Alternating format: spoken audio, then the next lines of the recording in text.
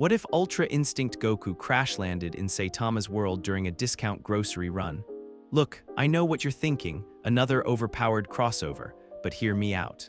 Goku's got techniques that make gods nervous, trained by actual angels, can read attacks before they happen.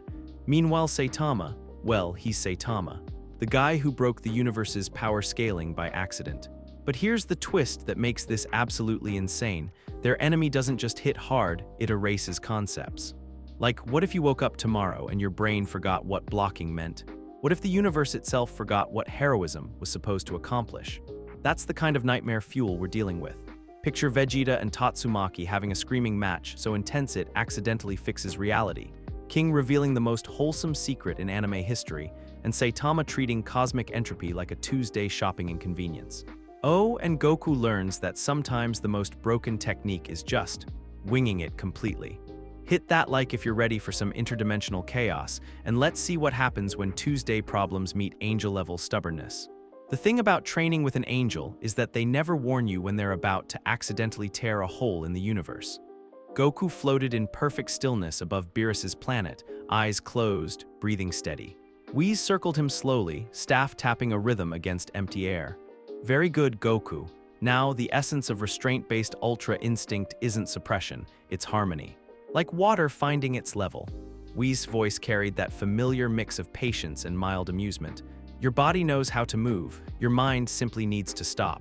Trying so hard, the silver-haired angel paused, tilting his head. Something felt different.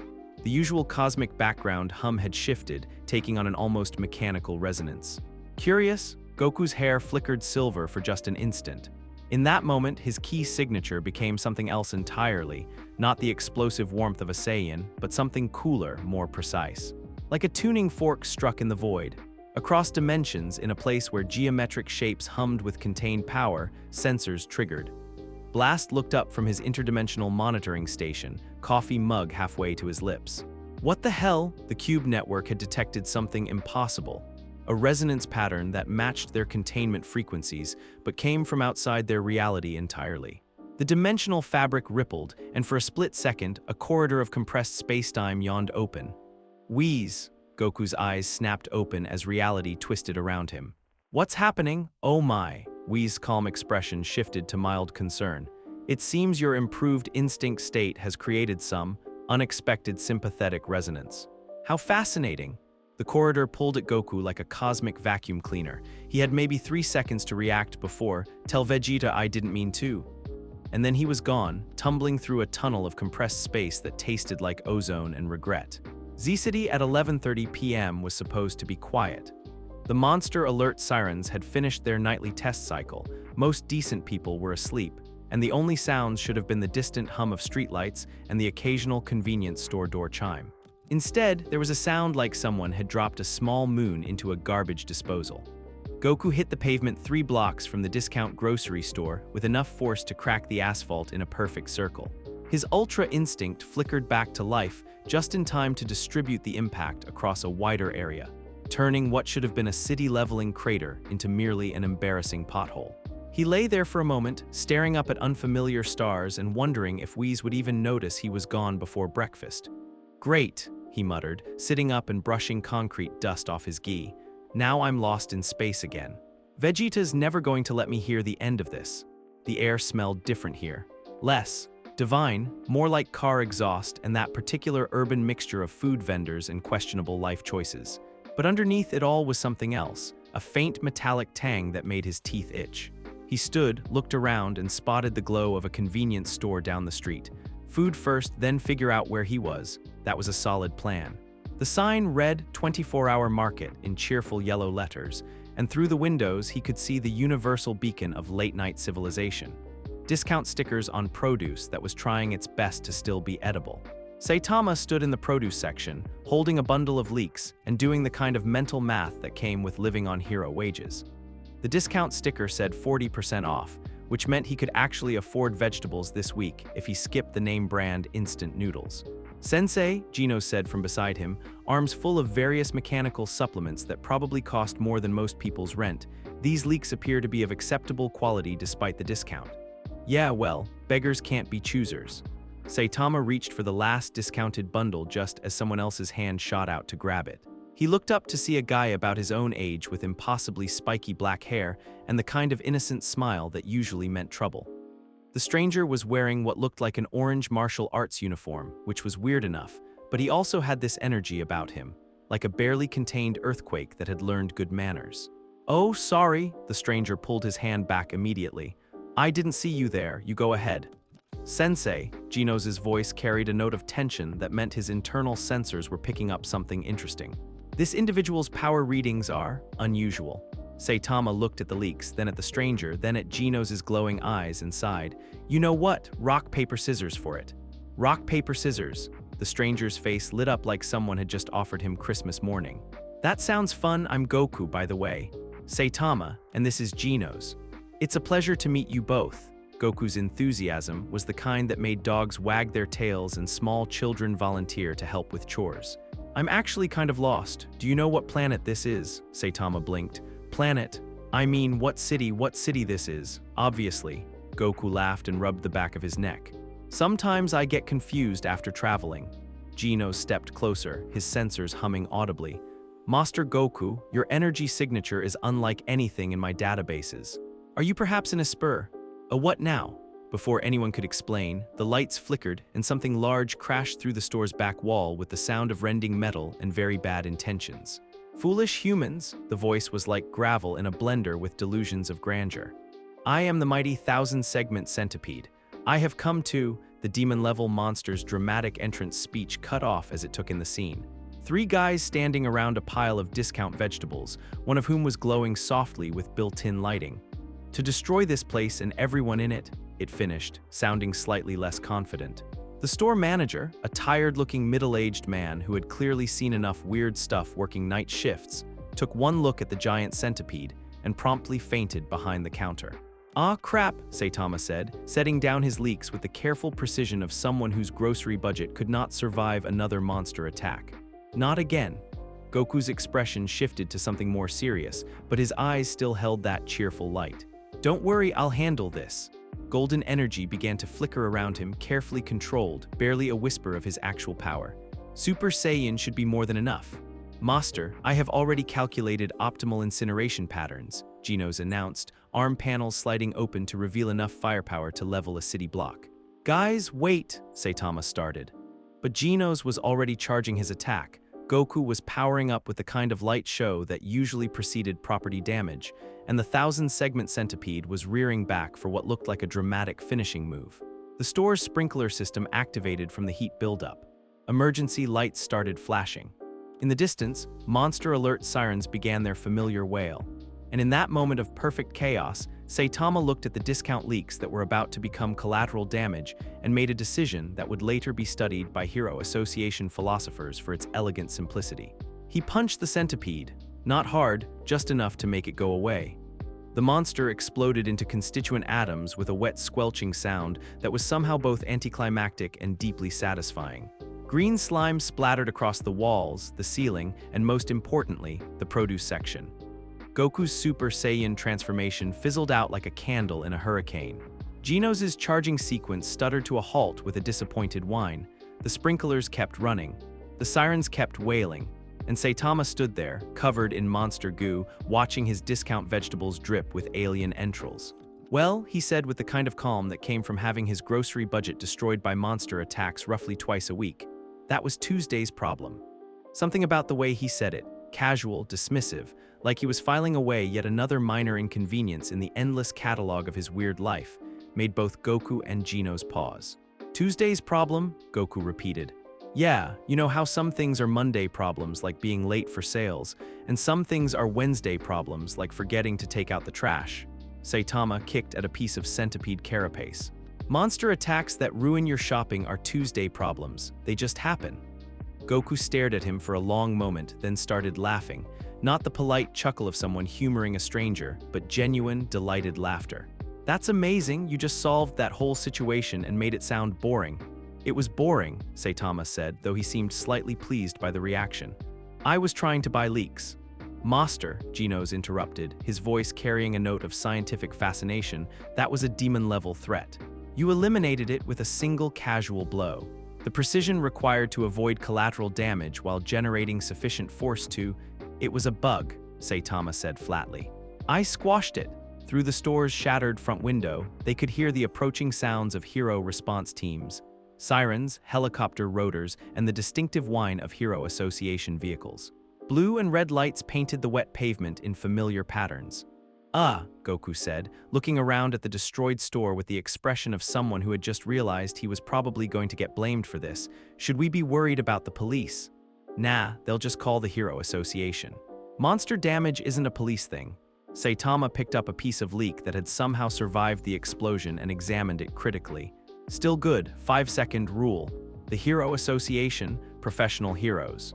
Like us, Saitama gestured vaguely at himself and Genos. We get paid to fight monsters and stuff. You can get paid to fight monsters. Goku's eyes went wide. That sounds amazing. How do I sign up? Before Saitama could answer, the store's front door chimed, somehow still functional despite the gaping hole in the wall. And a figure walked in with the kind of presence that made the emergency lights seem dim by comparison. King looked exactly like the Hero Association promotional materials. Tall, imposing, with the kind of intense stare that suggested he was constantly calculating the most efficient way to save everyone in the room. His reputation preceded him like a physical force. He also looked extremely confused. I heard an explosion, King said, his deep voice carrying the authority of someone who ranked 7th in the S-class for very good reasons. Is everyone? He paused, taking in the scene. Oh, it's already handled. King, Genos immediately straightened to attention. We encountered a demon-level threat. Monster eliminated it efficiently. King's gaze moved from the monster slime to Saitama, who was still examining his rescued leek, to Goku, who was looking between all of them with the bright curiosity of someone watching a nature documentary. I see. King's expression didn't change, but something in his posture relaxed slightly. Good work. Was anyone injured? Just the store, Saitama said, and my grocery budget. And I'm kind of lost, Goku added helpfully. Also, I don't have any money, or id, or really any idea where I am. This was the point where most heroes would have started asking difficult questions about mysterious strangers with impossible power levels showing up during monster attacks. King, however, had survived 7 years in S-class by being very good at reading situations and even better at finding simple solutions to complicated problems. He looked at Goku, really looked at him. Took in the genuine confusion, the open friendliness, the complete lack of malice or hidden agenda. Then he looked at how Saitama and Genos were already treating him like a friend rather than a threat. What's your name? King asked. Son Goku, but just Goku is fine. Goku, King nodded slowly. Are you interested in hero work? If it means helping people and fighting strong opponents, then yes. Definitely, King pulled out his phone and speed dialed a number he knew by heart. When it picked up, he didn't bother with pleasantries. McCoy, King, I've got a potential recruit here. Demonstrated demon-level threat elimination with minimal collateral damage. He paused, listening. No, he's not in the database. Foreign national, I think. Will need provisional status pending proper documentation. Another pause. Yes, I'll vouch for him, thanks. He hung up and turned back to Goku. Congratulations, you're now a provisional B-class hero pending paperwork. Try not to break anything too expensive. B-class? Goku looked excited rather than disappointed. That sounds official. It is, King said gravely, and it comes with responsibilities. Saitama, would you mind showing him the ropes? Saitama shrugged. Sure, can't be worse than Genos. I resent that implication, master. As they talked, none of them noticed the small geometric fragment that had been knocked loose from the centipede's shell during the brief fight. It lay half buried in monster slime, humming almost inaudibly at a frequency that made nearby electronic devices skip and stutter.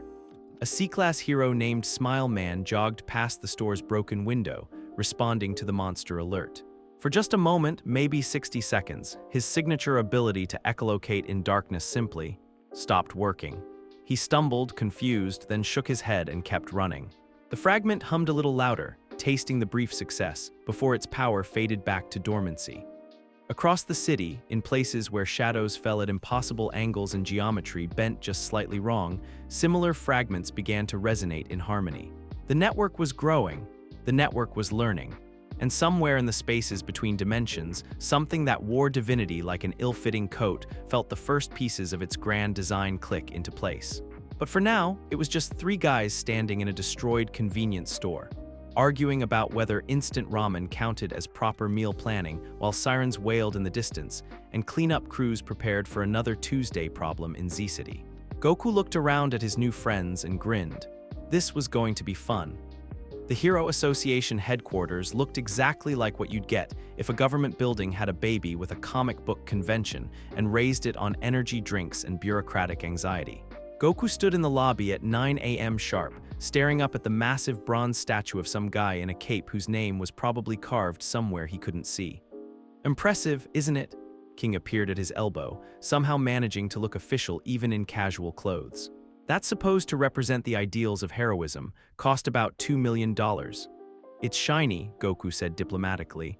Then, with more enthusiasm, are we really going to get to take tests? I love tests, well, fighting tests. The other kind are usually harder. King led him through a maze of corridors filled with people in suits who looked like they drank coffee instead of sleeping. Eventually, they reached a waiting room that had clearly been designed to make people nervous. Uncomfortable chairs, fluorescent lighting, and posters about hero conduct standards that nobody was reading. McCoy emerged from an office carrying a clipboard thick enough to serve as body armor. He had the look of a man who had given up on surprises and was now just trying to get through Tuesday without anyone setting anything important on fire. Mister, he glanced at his clipboard, Goku, interesting name. It's actually Son Goku, but nobody ever gets that right. Aha, McCoy made a note that probably said something like possible identity issues. King tells me you handled a demon-level threat last night with minimal collateral damage. The bug thing. Yeah, Saitama took care of that pretty quick. McCoy's pen stopped moving. Saitama took care of it. Well, I was going to help, but he was faster, Goku shrugged. He's really strong, it was awesome, more note-taking. McCoy had the expression of someone trying to solve a puzzle where half the pieces were from different boxes. Right. Well, let's start with the physical assessment, this way. The Hero Association's training facility looked like a gym that had been designed by people who thought regular gyms weren't intimidating enough. Everything was bigger, heavier, and more likely to result in insurance claims. Standard procedure, McCoy explained, leading them past machines that looked like they'd been built to test superhumans. Strength, speed, reflexes, endurance. We need baseline measurements for your hero profile. Goku nodded along, but his attention kept drifting to the other heroes working out. There was a woman bench pressing what looked like a small car, and a guy running on a treadmill that was definitely breaking the sound barrier. The energy in the room was incredible, all these people pushing themselves to be stronger, faster, better. Let's start with the grip strength test, McCoy said, gesturing to a machine that looked like it could measure the pressure inside a black hole. Sure, Goku grabbed the handles and squeezed gently. The machine made a sound like a dying robot and displayed error reading too low. Huh, McCoy said. Must be a calibration issue. Try again, but really put some effort into it. Goku squeezed a little harder. The machine's display flickered between numbers so fast they couldn't read them, then settled on error, please contact technical support. Interesting, McCoy made another note. Let's try the punching bag. The heavy bag was one of those reinforced models designed to withstand S-class training sessions. It hung from chains that looked like they could anchor a battleship. Just give it your best shot, McCoy said. Don't hold back. Goku looked at the bag, then at McCoy, then at the bag again. He thought about what not holding back meant in his usual context, then thought about what it probably meant in this context, then settled on something roughly equivalent to sneezing with purpose. He tapped the bag, it exploded. Not violently, more like someone had filled a piñata with sand and then had very serious second thoughts about the whole thing. The reinforced material simply gave up and distributed itself across a wide area with the resigned acceptance of matter that knew when it was outclassed. Ah, McCoy said, making a note that was probably just question marks. Equipment malfunction. These things happen. They moved on to the speed test. The treadmill was a marvel of engineering that could theoretically handle speeds up to Mach 2 while measuring reaction times down to microseconds. Goku stepped on and started jogging at what he considered a leisurely pace. The treadmill caught fire, not from friction, from trying to process data that didn't make sense. The display cycled through readings like speed, yes, and time. Help before settling on a steady blinking, what that seemed existentially troubled. You know what, McCoy said, watching the maintenance crew arrive with fire extinguishers, let's move on to the written exam. The written test was administered in a room that smelled like anxiety and number 2 pencils. Goku sat at a desk that had been designed for someone much smaller, staring at a question packet that seemed to take itself very seriously. Question 1. A villain has taken hostages in a building. Your priority is A. Neutralize the threat. B. Evacuate civilians. C. Call for backup. D. Assess the situation. Goku thought about this carefully, then wrote, fight the villain but be careful not to hurt anyone else. Question 2. What is the most important quality in a hero? Being strong enough to protect people who can't protect themselves. Question 3. Describe your approach to collateral damage mitigation. Don't break stuff that doesn't need to be broken. He worked through the entire test with the same straightforward logic, answering every strategic question with variations of fight the bad guy, every ethics question with help people, and every scenario with some combination of the two. When he finished, he found McCoy waiting outside with the expression of someone who had been reviewing preliminary results. So, McCoy said carefully, your written score is unique. Did I pass? You failed spectacularly. Lowest score in association history. McCoy paused. But your answers show a consistent moral framework and practical understanding of hero work. It's just not the kind of thing our test is designed to measure. Is that good or bad? McCoy looked at him for a long moment, then at the smoking remains of several testing machines visible through the facility windows. I honestly have no idea, he admitted. But congratulations, you're officially B-class rank 73. Don't let it go to your head. 2 days later, Goku discovered that being a hero apparently involved a lot of jogging. It's not about the exercise, Saitama explained as they ran through Z-City's morning streets. It's about being visible. People see heroes patrolling, they feel safer. That makes sense. Goku kept pace easily, though he had to consciously slow down to match Saitama's casual stride. And it's good training too, is it? Saitama glanced at him. You don't seem like you need much training. That was the weird thing about running with Saitama, there was nothing to read. No killing intent, no fighting spirit, no competitive energy. Just a guy out for a jog who happened to be able to punch through mountains. It was like trying to sense the ocean's mood. Everyone needs training, Goku said. There's always someone stronger. Huh, Saitama considered this. Haven't met anyone like that lately.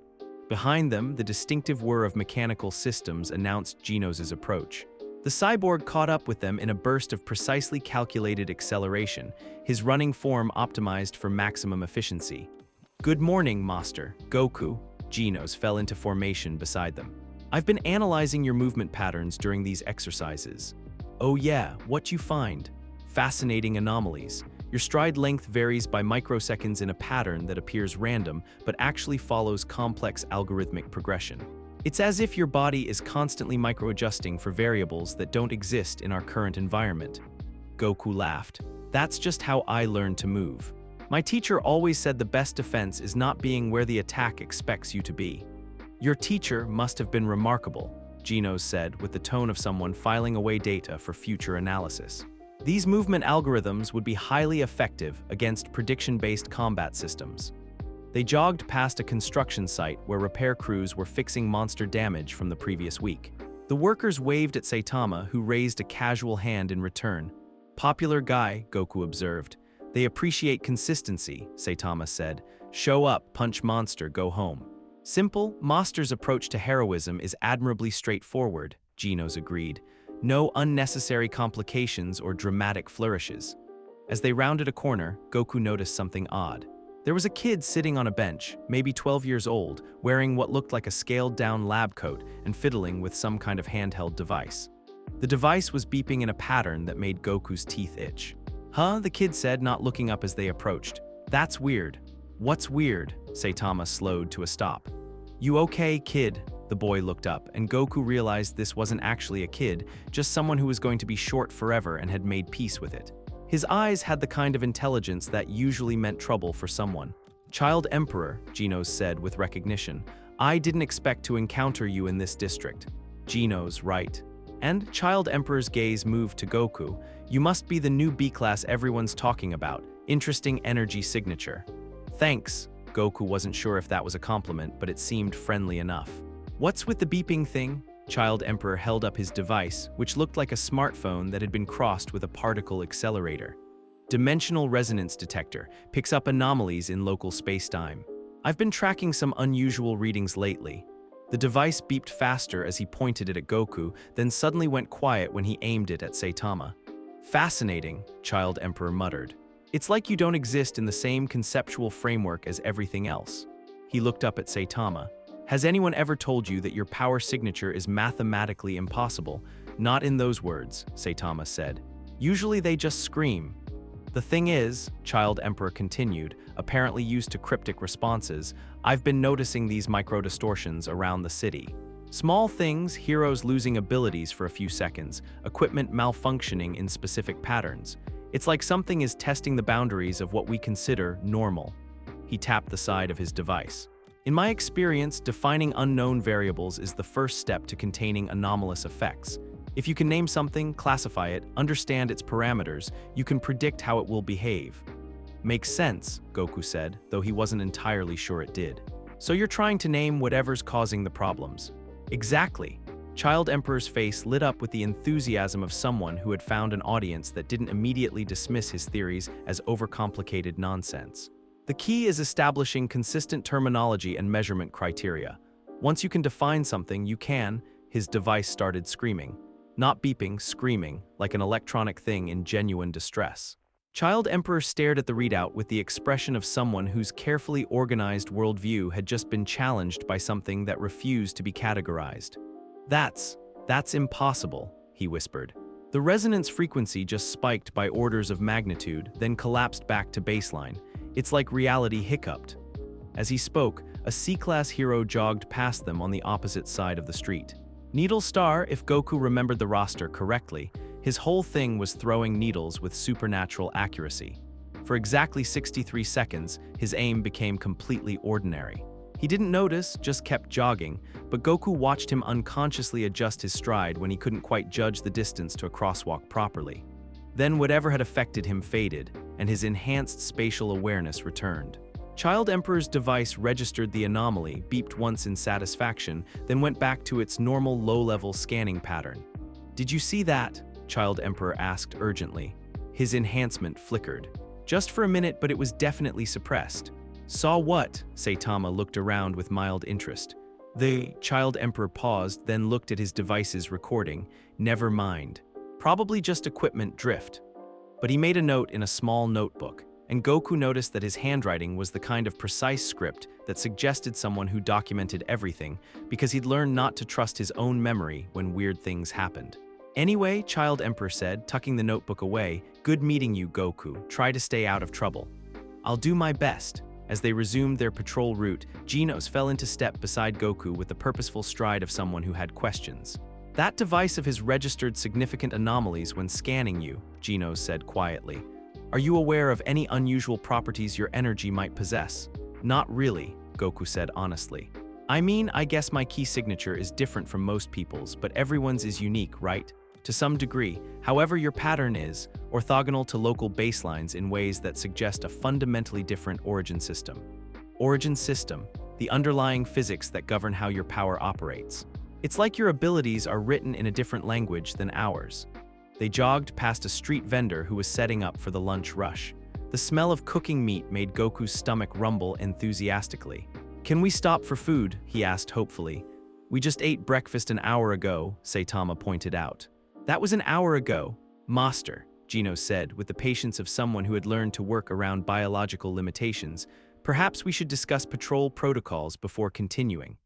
They settled on a bench in a small park that had miraculously avoided monster damage for almost 3 consecutive months.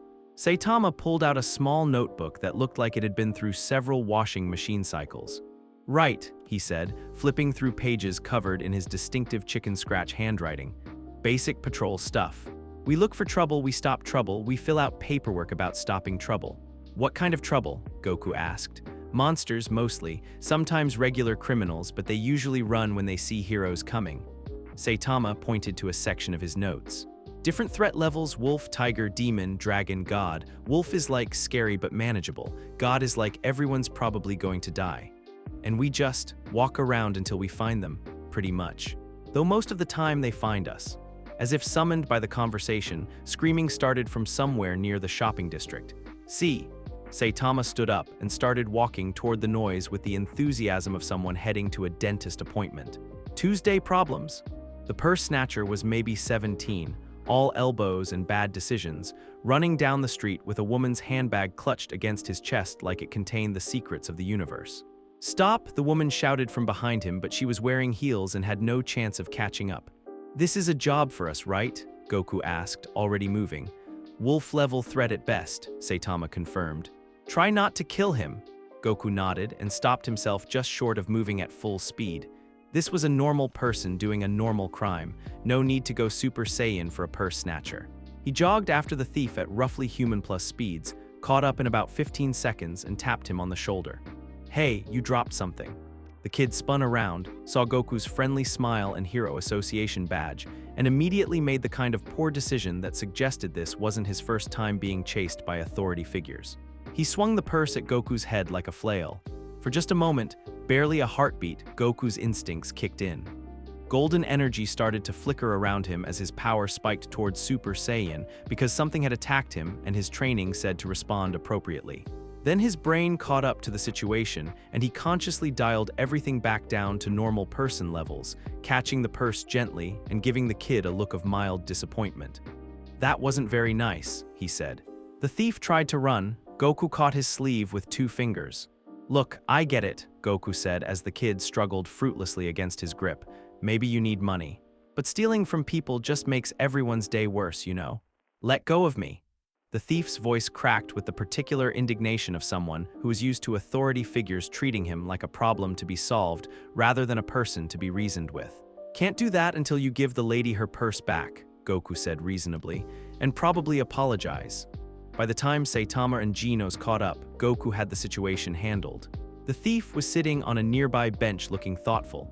The woman had her purse back, and everyone seemed to be having a surprisingly civilized conversation about career alternatives and social support systems.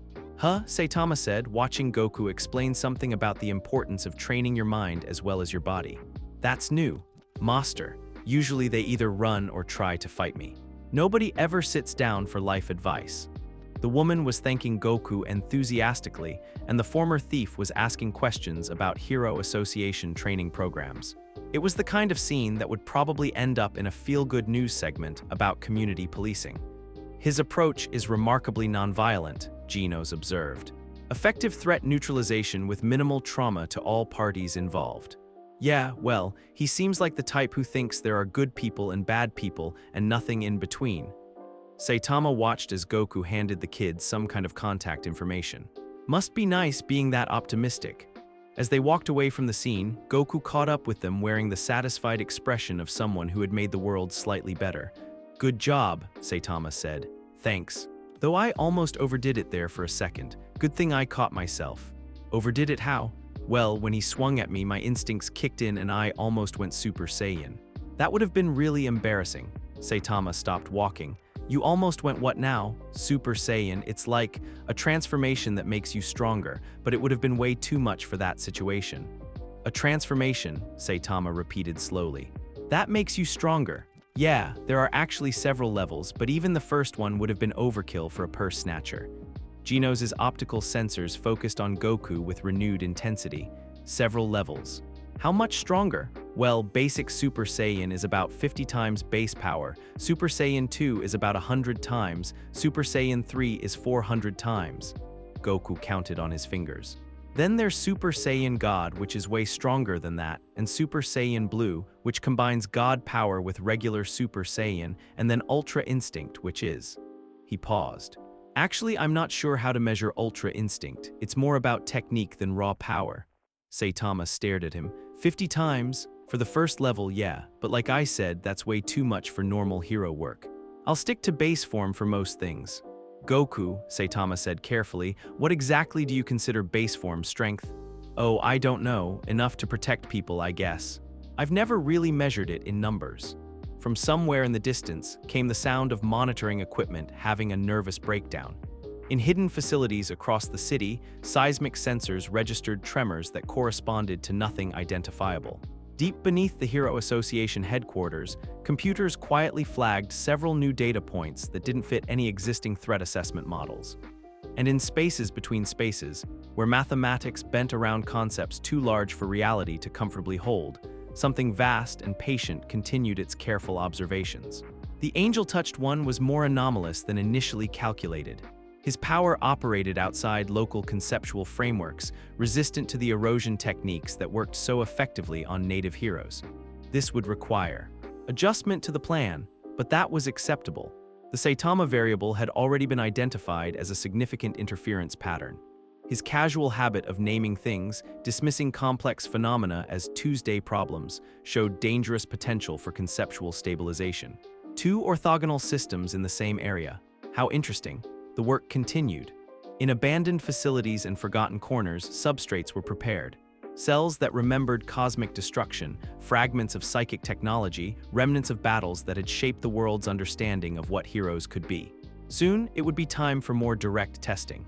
But for now, three friends walked home through city streets, arguing about whether instant noodles counted as a proper lunch, and completely unaware that they were being studied by something that existed in the spaces between thoughts. The thing about being the second-ranked S-class hero is that people expect you to take an interest when weird new variables show up in your territory. Tatsumaki had been putting off investigating the B-class anomaly for 3 days now, mostly because paperwork was boring, and she had better things to do than babysit every new hero who tested slightly above average. But then she'd been flying patrol over Z-City and caught a whiff of something that made her psychic senses itch. It wasn't the usual monster signature, those were easy to identify, all jagged edges and hostile intent. This was something else entirely. Clean, warm, but fundamentally wrong somehow, like tasting music or hearing colors. She found the source jogging through the residential district with Saitama and his pet cyborg, looking for all the world like just another B-class trying to stay in shape. Tatsumaki dropped out of the sky and landed in front of them with the kind of dramatic flair that had made her famous. Green energy crackled around her small frame, and her dark green hair whipped in a wind that obeyed her will rather than physics. "You," she said, pointing at Goku with the authority of someone who was used to people jumping when she spoke. "You smell weird."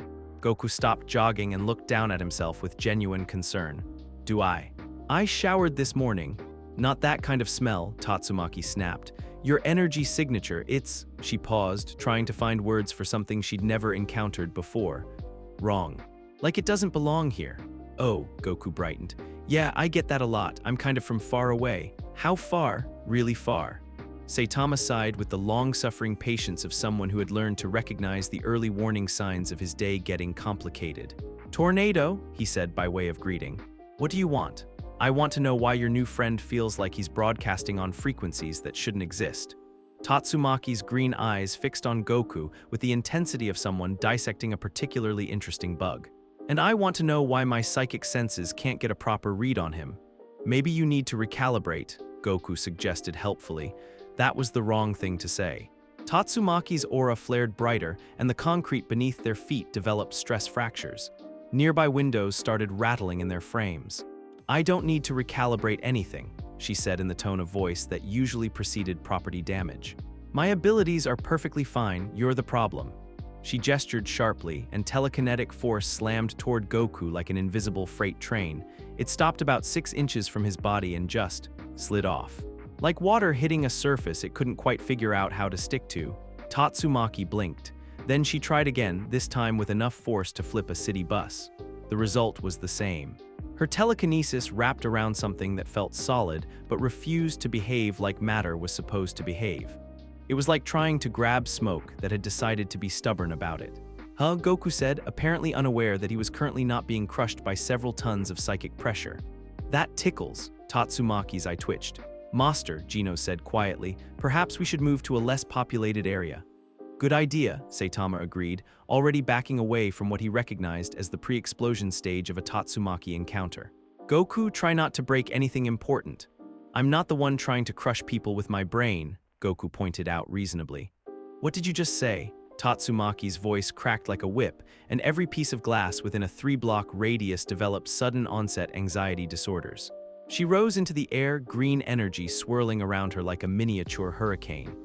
This time when she reached out with her power, it wasn't a simple grab, it was a full-spectrum psychic assault designed to overwhelm whatever defenses he might have.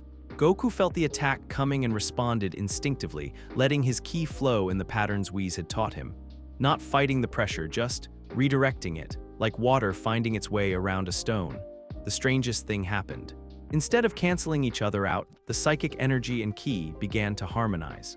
Tatsumaki's telekinesis found purchase not by forcing its way through Goku's defenses, but by aligning with the natural flow of his energy. For a moment, they were perfectly synchronized. The effect was immediate and dramatic. The air around them became hypersensitive to intent. Every stray thought, every emotional fluctuation rippled outward in visible waves. The concrete beneath their feet began shifting in response to subconscious desires. A nearby fire hydrant started leaning toward a wilted flower bed because someone had unconsciously wished the plants looked less sad. "Whoa," Goku said, watching reality become temporarily more cooperative than usual. "That's new." Tatsumaki was staring at him with the expression of someone whose carefully organized understanding of psychic power had just been challenged by something that played by completely different rules. "How are you doing that?" she demanded. "Doing what?" "Creating resonance cascade. Psychic energy doesn't harmonize with Kai, they're completely different systems." "Are they?" Goku tilted his head. "They both come from the same place, don't they? From wanting to protect people and believing you can make a difference." Before Tatsumaki could respond to what sounded dangerously like philosophy, a calm voice interrupted from the edge of the distortion field. "Perhaps," Bang said, walking toward them with the unhurried pace of someone who had seen stranger things than reality, getting briefly more honest about its underlying nature. This conversation would benefit from a change of venue. The elderly martial artist moved through the hypersensitive area like it wasn't affecting him at all. His presence seemed to dampen the more extreme reality fluctuations just by being there, not suppressing them, but providing a kind of stabilizing influence. "Silver Fang," Tatsumaki said, her aggressive posture relaxing slightly. She had massive respect for Bang even if she'd never admitted out loud. "Tornado, Goku," Bang nodded to each of them. "I couldn't help but notice the interesting energy patterns you're generating. Might I suggest we continue this discussion somewhere with fewer windows to shatter?" "Fine," Tatsumaki said, though she kept her gaze locked on Goku like she was trying to solve him through sheer force of will. "But I'm not done testing him." "I would expect nothing less," Bang said with what might have been amusement. "Goku, would you be interested in visiting my dojo? I believe we have much to discuss about the relationship between martial arts and spiritual energy." Bang's dojo was exactly what Goku had hoped a martial arts school would look like. Traditional architecture, polished wooden floors, and the kind of comfortable simplicity that came from decades of dedicated practice. The air itself felt calmer here, steeped in the accumulated wisdom of countless training sessions. "Tea?" Bang offered, gesturing toward a low table set with delicate ceramic cups. "Please," Goku said, settling into seiza with practiced ease. Tatsumaki floated cross-legged above a cushion, apparently unwilling to fully commit to the ground. Gino stood at attention near the door, sensor arrays quietly recording everything.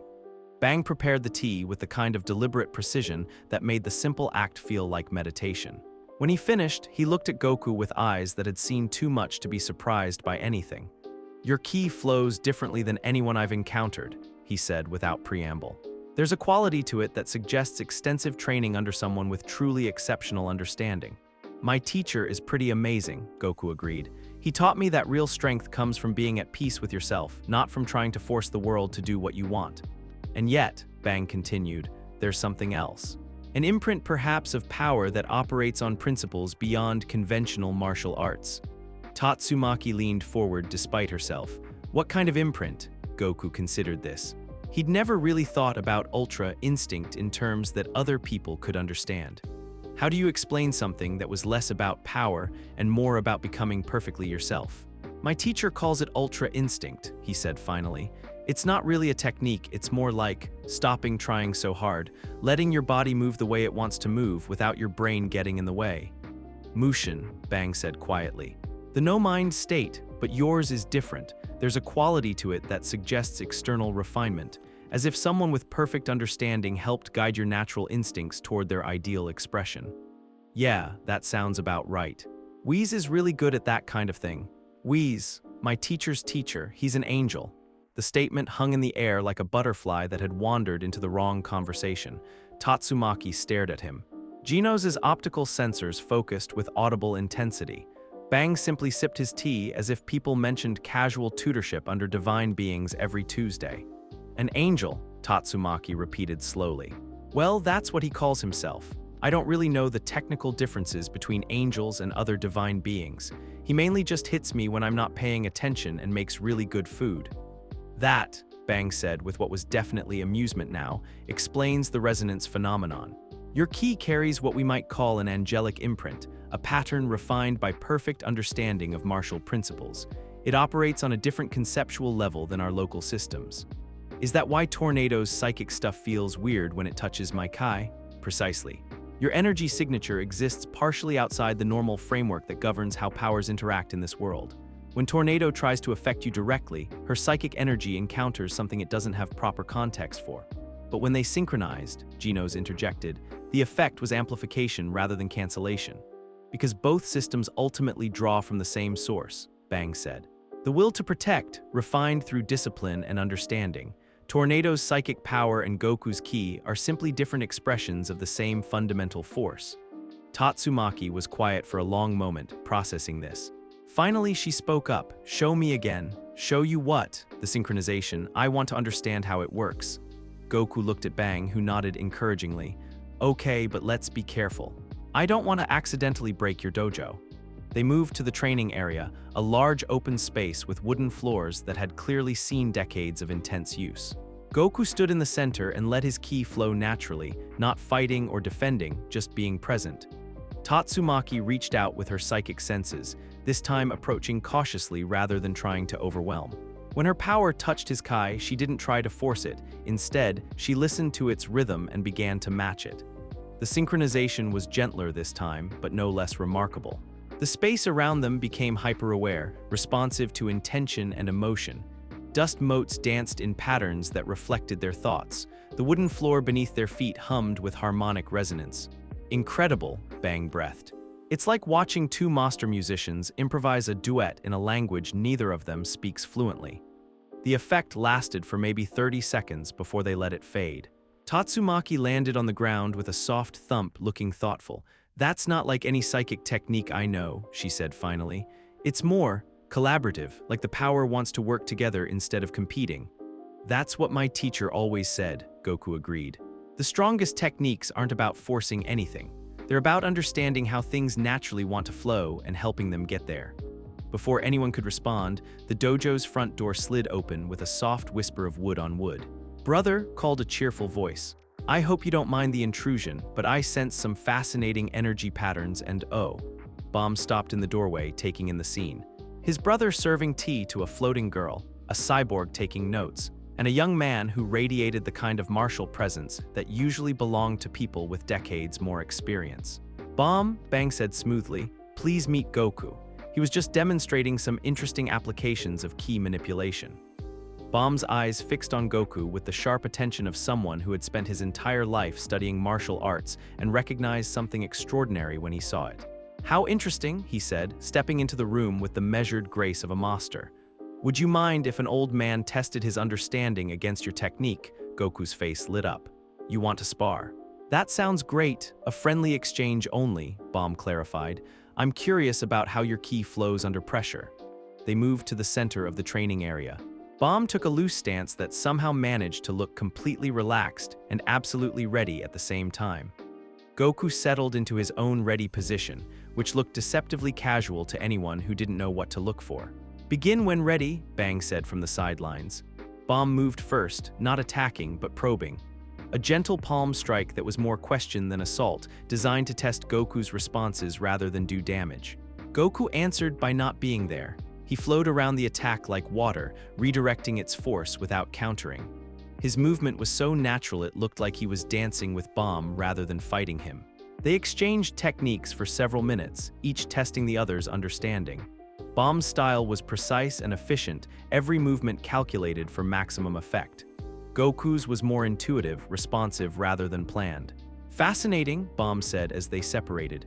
Your technique adapts in real time rather than following predetermined patterns. It's like fighting someone who's having a conversation with the flow of battle itself. That's exactly what it is, Goku said, not even breathing hard. My teacher always said the best fights are the ones where everyone learns something. Your teacher sounds very wise, Bomb said with genuine respect. Where did you train? Mostly in space, Goku said casually, as if this was a perfectly normal answer. Space, Bomb repeated. Yeah, there's this planet where the gravity is really intense, and time moves differently, and Goku paused. apparently realizing that his explanation was heading into territory that might require more context than he could provide in a single conversation. It's complicated. An hour later, they were back around the tea table. Genos had filled several notebooks with observations. Tatsumaki had grudgingly admitted that Goku's techniques were not completely terrible, and Bang was discussing the philosophical implications of martial arts that transcended local reality. The key insight, Bang was saying, is that true mastery isn't about imposing your will on the world. It's about understanding the world well enough to work with it rather than against it. That's what Garu never understood, Baum added quietly. He saw martial arts as a tool for dominance rather than harmony, power to take rather than power to protect. Garu, Goku looked between the brothers. Who's that? A former student, Bang said, his expression growing sad. Someone with extraordinary potential who chose the wrong path. He sought to become the ultimate evil, believing that fear would bring peace. What happened to him? He fought Saitama, Tatsumaki said bluntly. It didn't go well for him. Actually, Bang corrected gently, I believe it went exactly as it needed to. Saitama helped him remember what he truly wanted, to be a hero who could protect the weak. Sometimes we need to lose everything before we can find ourselves. Goku nodded thoughtfully. My teacher always said that the strongest opponents are the ones who teach you something about yourself.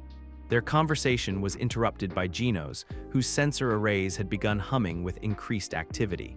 Master, he said, looking up from his readings, I'm detecting some unusual patterns in Goku's energy signature during the synchronization exercises. What kind of patterns? Bang asked.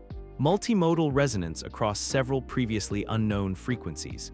If I could upgrade my sensors to better track these readings, it might provide valuable data for understanding how different power systems interact.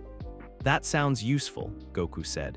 But only if it's safe. I don't want you getting hurt trying to analyze something dangerous.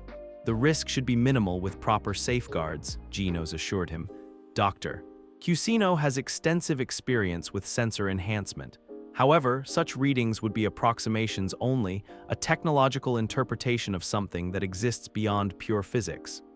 Intent mapping, Bang said, understanding immediately. You want to create instruments that can read the flow of purpose and will. Precisely. Though I should note that overuse could cause fatigue or microtears in my sensor arrays. These upgrades would require careful calibration and built-in usage limits. Safety caps, Goku agreed. Good idea. Some things are too powerful to use without restraint. As they discussed the technical details, none of them noticed the way the shadows in the corners of the dojo seemed slightly deeper than they should be. Or how the dust motes that had danced so beautifully during the synchronization exercises now moved in patterns that suggested someone, or something, was very carefully observing their movements. Far beneath the abandoned ruins of the Monster Association's former headquarters, something stirred in chambers that existed in the spaces between spaces. The consciousness that had once been called God by those too limited to understand its true nature reviewed the data it had collected. The angel-touched one was indeed orthogonal to local conceptual frameworks, just as initially assessed. His power operated on principles that existed outside the schema that governed this reality's heroes. This made him resistant to conventional erosion techniques, but it also made him predictable in different ways. More interesting was the resonance phenomenon. When the psychic and the angel-touched synchronized their energies, they had briefly created a state where intentions became more real, more influential over physical law. This suggested vulnerability, a way to turn their strength against them. The Saitama variable remained concerning. His casual naming habit continued to demonstrate dangerous potential for conceptual stabilization. When he had called the previous threat Tuesday's problem, he had unconsciously classified it in a way that reduced its impact on local reality. This was problematic, but perhaps it could be turned to advantage. In the deepest chamber, where geometric impossibilities folded in on themselves like origami made of mathematics, the substrate preparation was nearly complete. Cells that remembered cosmic destruction, harvested from the site where the self-proclaimed dominator of the universe had fallen. They retained echoes of power that had once threatened entire species. Soon, it would be time for the first real test. The artificial construct that would become known as Echo Burrows began its slow journey toward consciousness, fed by fragments of memory that spoke of battle and honor and the desperate search for an opponent worthy of true effort. But this version would be different. This version would know only the hunger for destruction, refined and purified of inconvenient concepts like restraint or nobility. Let the angel-touched one test his harmonious techniques against an enemy that existed only to overwhelm. Let the psychic learn what happened when resonance met absolute discord. And let the one who named problems learn that some things were too large and too terrible to be dismissed as mere inconveniences. The work continued. The network grew. And in the spaces between thoughts, something vast and patient prepared its opening move in a game whose rules had been written before the first heroes learned to fly. The thing about cells that remember cosmic destruction is that they don't like being told what to become. Deep beneath the ruins of what had once been the Monster Association's most secure facility, in a chamber that existed in the uncomfortable spaces where geometry bent around necessity, something was fighting its own birth. The substrate writhed against the conceptual framework being imposed upon it, fragments of memory clashing with alien purpose. It remembered the weight of absolute power, the joy of finding a worthy opponent, the bitter satisfaction of a battle fought with honor even in defeat. These memories had names: pride, respect, the warrior's code that elevated destruction into art. But the consciousness shaping it had no use for such complications. Simpler, the voice that was not quite a voice whispered through dimensions that had no names. Purer, strip away the inconveniences, leave only the hunger. The cells that had once belonged to Burroughs, self-proclaimed dominator of the universe, screamed silently as their memories were edited. Honor became hollow hunger. Respect transformed into endless appetite for destruction. The careful discipline that had made Burroughs a worthy opponent was carved away, leaving only the raw desire to fight, to destroy, to prove dominance through absolute annihilation. What emerged from the chamber was recognizable but wrong, like a perfect photograph with all the warmth drained out of it. It had Burroughs's form, his power, his instinctive understanding of combat. But where the original had possessed the nobility of a true warrior, this thing had only void wearing the mask of strength. Echo Burroughs opened eyes that held starlight but no soul, and the first thing it felt was disappointment. The world around it seemed so small, so fragile. Where was the challenge? Where was the opponent worthy of its magnificence? Then it sensed something interesting. A familiar energy signature, warm and clean and entirely too comfortable with itself. Angel-touched power, refined by understanding that this hollow copy could never comprehend. Ah, it thought with Burroughs's voice but none of his wisdom. There you are. Goku was having a perfectly ordinary morning right up until reality decided to throw a tantrum. He'd been helping Saitama with grocery shopping, which mostly involved carrying bags and trying not to accidentally break anything when he got excited about sales prices. They'd found an amazing deal on eggs, half price because the cartons were slightly dented, and Goku was in the middle of explaining how you could tell if an egg was still good by the way it felt when you shook it. Then the air split open like someone had torn a hole in the universe with their bare hands. "Ha," Saitama said, looking at the geometric impossibility that had just manifested above the shopping district. That's new. The tier in space wasn't like the dimensional corridor that had brought Goku here. This was something else, angular, aggressive, radiating the kind of wrongness that made people's teeth ache and birds forget how to fly. Through it came something that looked like a cosmic hurricane given form and motivation. Echo Burroughs descended from the dimensional rift with all the subtlety of a falling star. Its form flickered between states, sometimes solid, sometimes translucent, as if reality couldn't quite decide how much of it was actually there. But its power was unmistakable, washing over the city in waves that made windows rattle and electronics forget their programming. "Finally," it said, voice carrying the weight of stellar collapse. "I was beginning to think this pathetic world had nothing worth destroying." Its gaze swept across the shopping district until it found what it was looking for.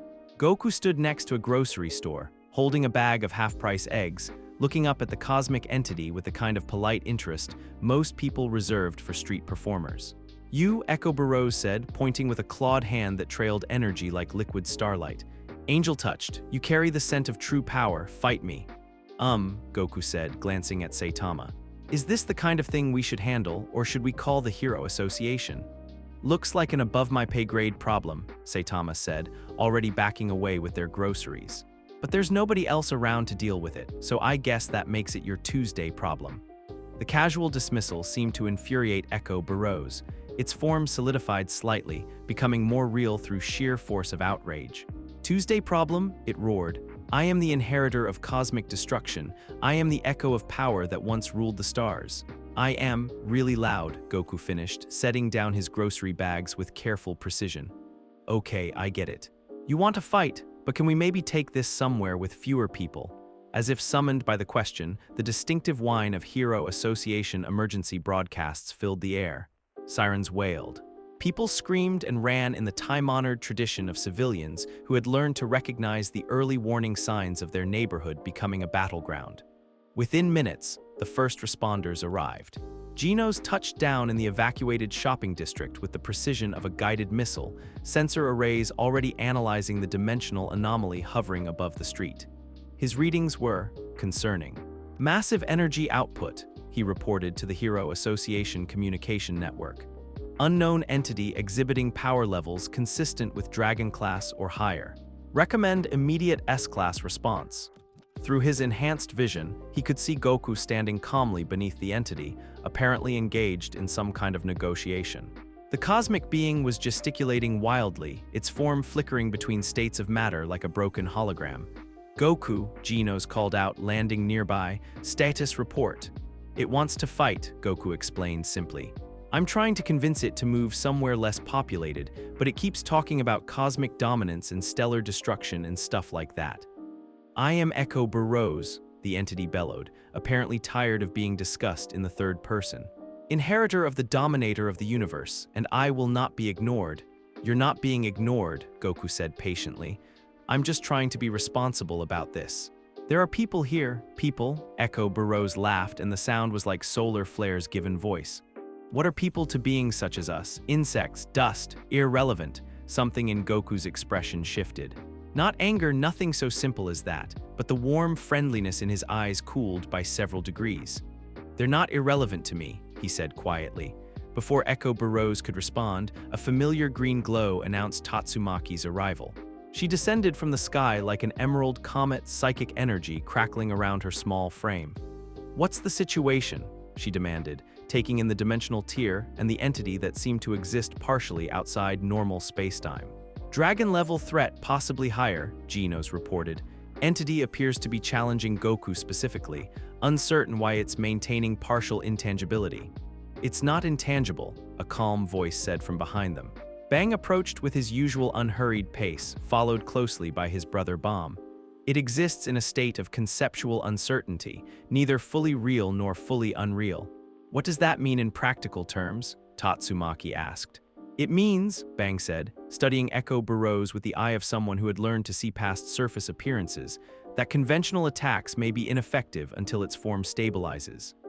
As if to demonstrate the point, Tatsumaki lashed out with a telekinetic strike powerful enough to level a building. The attack passed through Echo Burrows like it was hitting dense fog, causing visible distortions but no actual damage. Fascinating, Echo Burrows mused, apparently unbothered by the assault. Your power operates on purely physical principles, crude but not without potential. Perhaps after I finish with the Angel Touched, we can. Boring. Everyone turned to see Saitama approaching from the grocery store, having apparently finished securing their shopping bags. He looked up at Echo Burrows with the expression of someone evaluating a particularly unimpressive television show. It's all talk and no substance, he continued, hands in his pockets. Can't even be properly punched. What's the point of a monster that's too scared to actually exist? Scared? Echo Burrows' form flickered wildly, rage causing it to phase in and out of reality like a broken transmission. I fear nothing. I am the ultimate. Yeah, cosmic destroyer, inherited power, blah blah blah, Saitama waved dismissively. Call me when it's actually punchable. This is just Tuesday's noise problem. The casual dismissal did something interesting to Echo Burrows. For just a moment, its form solidified completely, becoming fully present in their reality, as if Saitama's refusal to be impressed had forced it to prove itself more definitively. In that instant of perfect materialization, Saitama's expression sharpened. His eyes tracked the entity's movement with the kind of focused attention he usually reserved for half-price sales. Then the moment passed and Echo Burrows flickered back to its uncertain state. Huh, Saitama said. Almost had you there. He turned to Goku. You handle this. I'm gonna go put the eggs in the fridge before they go bad. And with that, he walked away, leaving Goku to face something that claimed to inherit the power of the dominator of the universe. Well, Goku said, rolling his shoulders to loosen up. I guess that settles it. Want to take this up higher, less chance of accidentally stepping on someone. Finally, Echo Burrows' joy was like the birth of supernovas. Yes. Let us ascend to where our battle can shake the heavens. The fight began at 15,000 feet, where the air was thin and the only witnesses were clouds and birds with excellent survival instincts. Echo Burrows struck first, moving with the kind of speed that turned distance into a polite suggestion. Its claws raked across space where Goku had been a nanosecond earlier, leaving trails of energy that made the sky bleed light. But Goku wasn't there anymore. He flowed around the attack like water, already moving before Echo Burrows had committed to the strike. Ultra Instinct Sign flickered silver in his hair for just an instant, not the full transformation, just enough to read the flow of battle.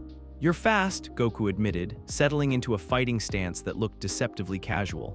"But you're all technique and no heart." "Heart," Echo Burrows laughed as it spun through a series of attacks that could have shattered continents. "What use is heart against absolute power?" Golden energy began to flicker around Goku's body, warm, controlled, nothing like the cold starlight that surrounded his opponent. This wasn't the explosive transformation most people expected from Super Saiyan. This was precision, power carefully modulated for exactly what the situation required. "Let me show you," he said, and the gold flared into brilliant blue. Super Saiyan Blue wasn't about raw strength, it was about control. The perfect fusion of divine ki and Saiyan power, refined through training with angels until every ounce of energy served a purpose. Against an opponent like Echo Burrows, who existed partially outside normal physics, precision was more valuable than overwhelming force. They clashed in midair with the sound of reality having second thoughts about its structural integrity. Echo Burrows fought with all of Burrows's remembered techniques. The devastating energy blasts, the regenerative abilities, the raw physical power that had once threatened entire civilizations. But where the original had fought with honor and restraint, this copy knew only the desire to destroy. "You're holding back," Echo Burrows snarled as they separated after a particularly intense exchange. "Why? Do you think me unworthy of your full power? I'm giving you exactly what you deserve," Goku replied, dodging a blast that could have cracked moons. "Nothing more, nothing less. Then you will die disappointed." Echo Burrows's form began to shift, power building towards something that made the air itself start to panic. This was it, the transformation that the original Burrows had called meteoric burst. The technique that pushed a body beyond its limits, trading longevity for the kind of speed and power that could match the strongest opponents in the universe. But as the transformation began, something interesting happened.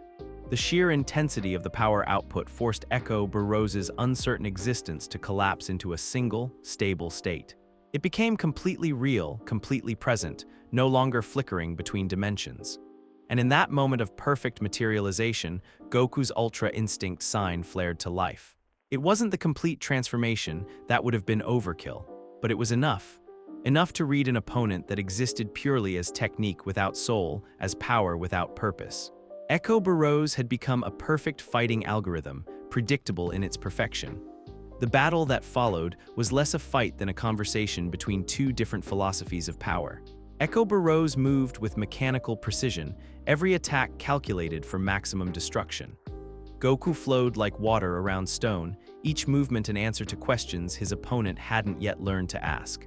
"This is impossible," Echo Burrows gasped as another devastating combo passed harmlessly through empty air.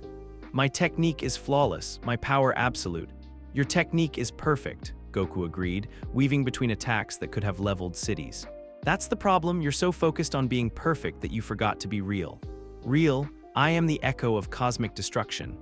"No," Goku said gently, landing a series of precise strikes that disrupted Echo Burrows's energy flow without causing permanent damage. "You're an echo, just an echo. The real Burrows was a warrior, you're just hollow noise." For the first time since its creation, Echo Burrows hesitated. Something in Goku's words had touched whatever remained of the original memories buried beneath God's alterations. "I remember," it said slowly. "There was honor, purpose beyond destruction." "Yeah," Goku said, his stance shifting to something less combative. "I bet there was. I bet the real Burrows was someone worth fighting. Someone who understood that true strength protects rather than destroys." The moment of clarity lasted exactly as long as God allowed it to.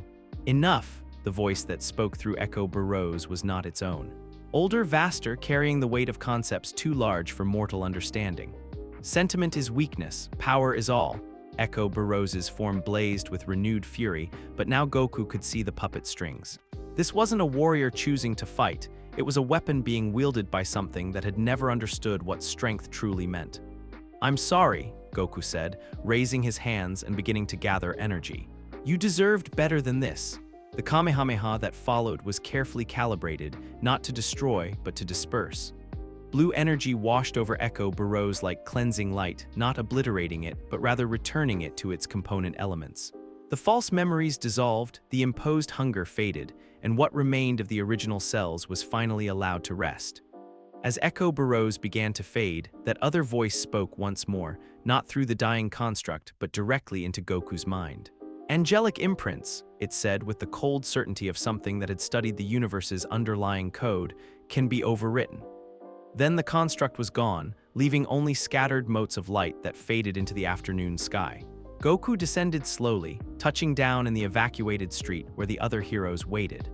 The dimensional tier had sealed itself when Echo Burrows dissolved, leaving no trace of the battle except for some scorch marks on nearby buildings. "Status report," Tatsumaki demanded. "It's gone," Goku said simply, "but I don't think it was really alive to begin with, more like someone else's puppet." "Whose puppet?" Bang asked, though his expression suggested he already suspected the answer. Before Goku could respond, space folded in on itself with a sound like origami made of mathematics, and Blast materialized in the middle of their group. The #1 hero looked exactly like his publicity photos, if his publicity photos had been taken by someone who understood that some people existed partially outside normal reality. "Too late, as usual," he said, though he didn't sound particularly upset about it. "How much did you see?" "A cosmic-level entity that claimed to inherit Burrows' power," Genos reported with his usual precision. Goku eliminated it using what appeared to be a controlled energy discharge technique. "Kamehameha," Goku corrected, "and it wasn't really Burrows, just something wearing his memories." Blast nodded grimly. "That matches what our sensors detected.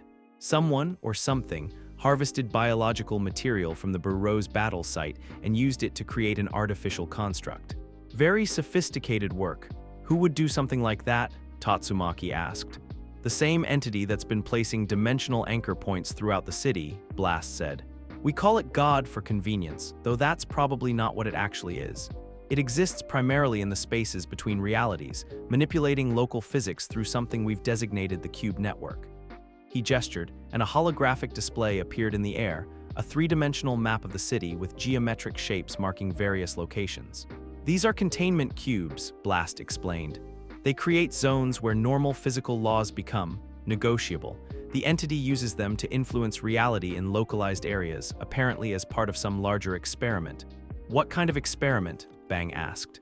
"We're not sure yet, but based on today's events, it seems interested in testing heroes' abilities under controlled conditions. The Echo Burrows construct was likely a probe, designed to gather data on how Angel Touch power systems interact with local physics."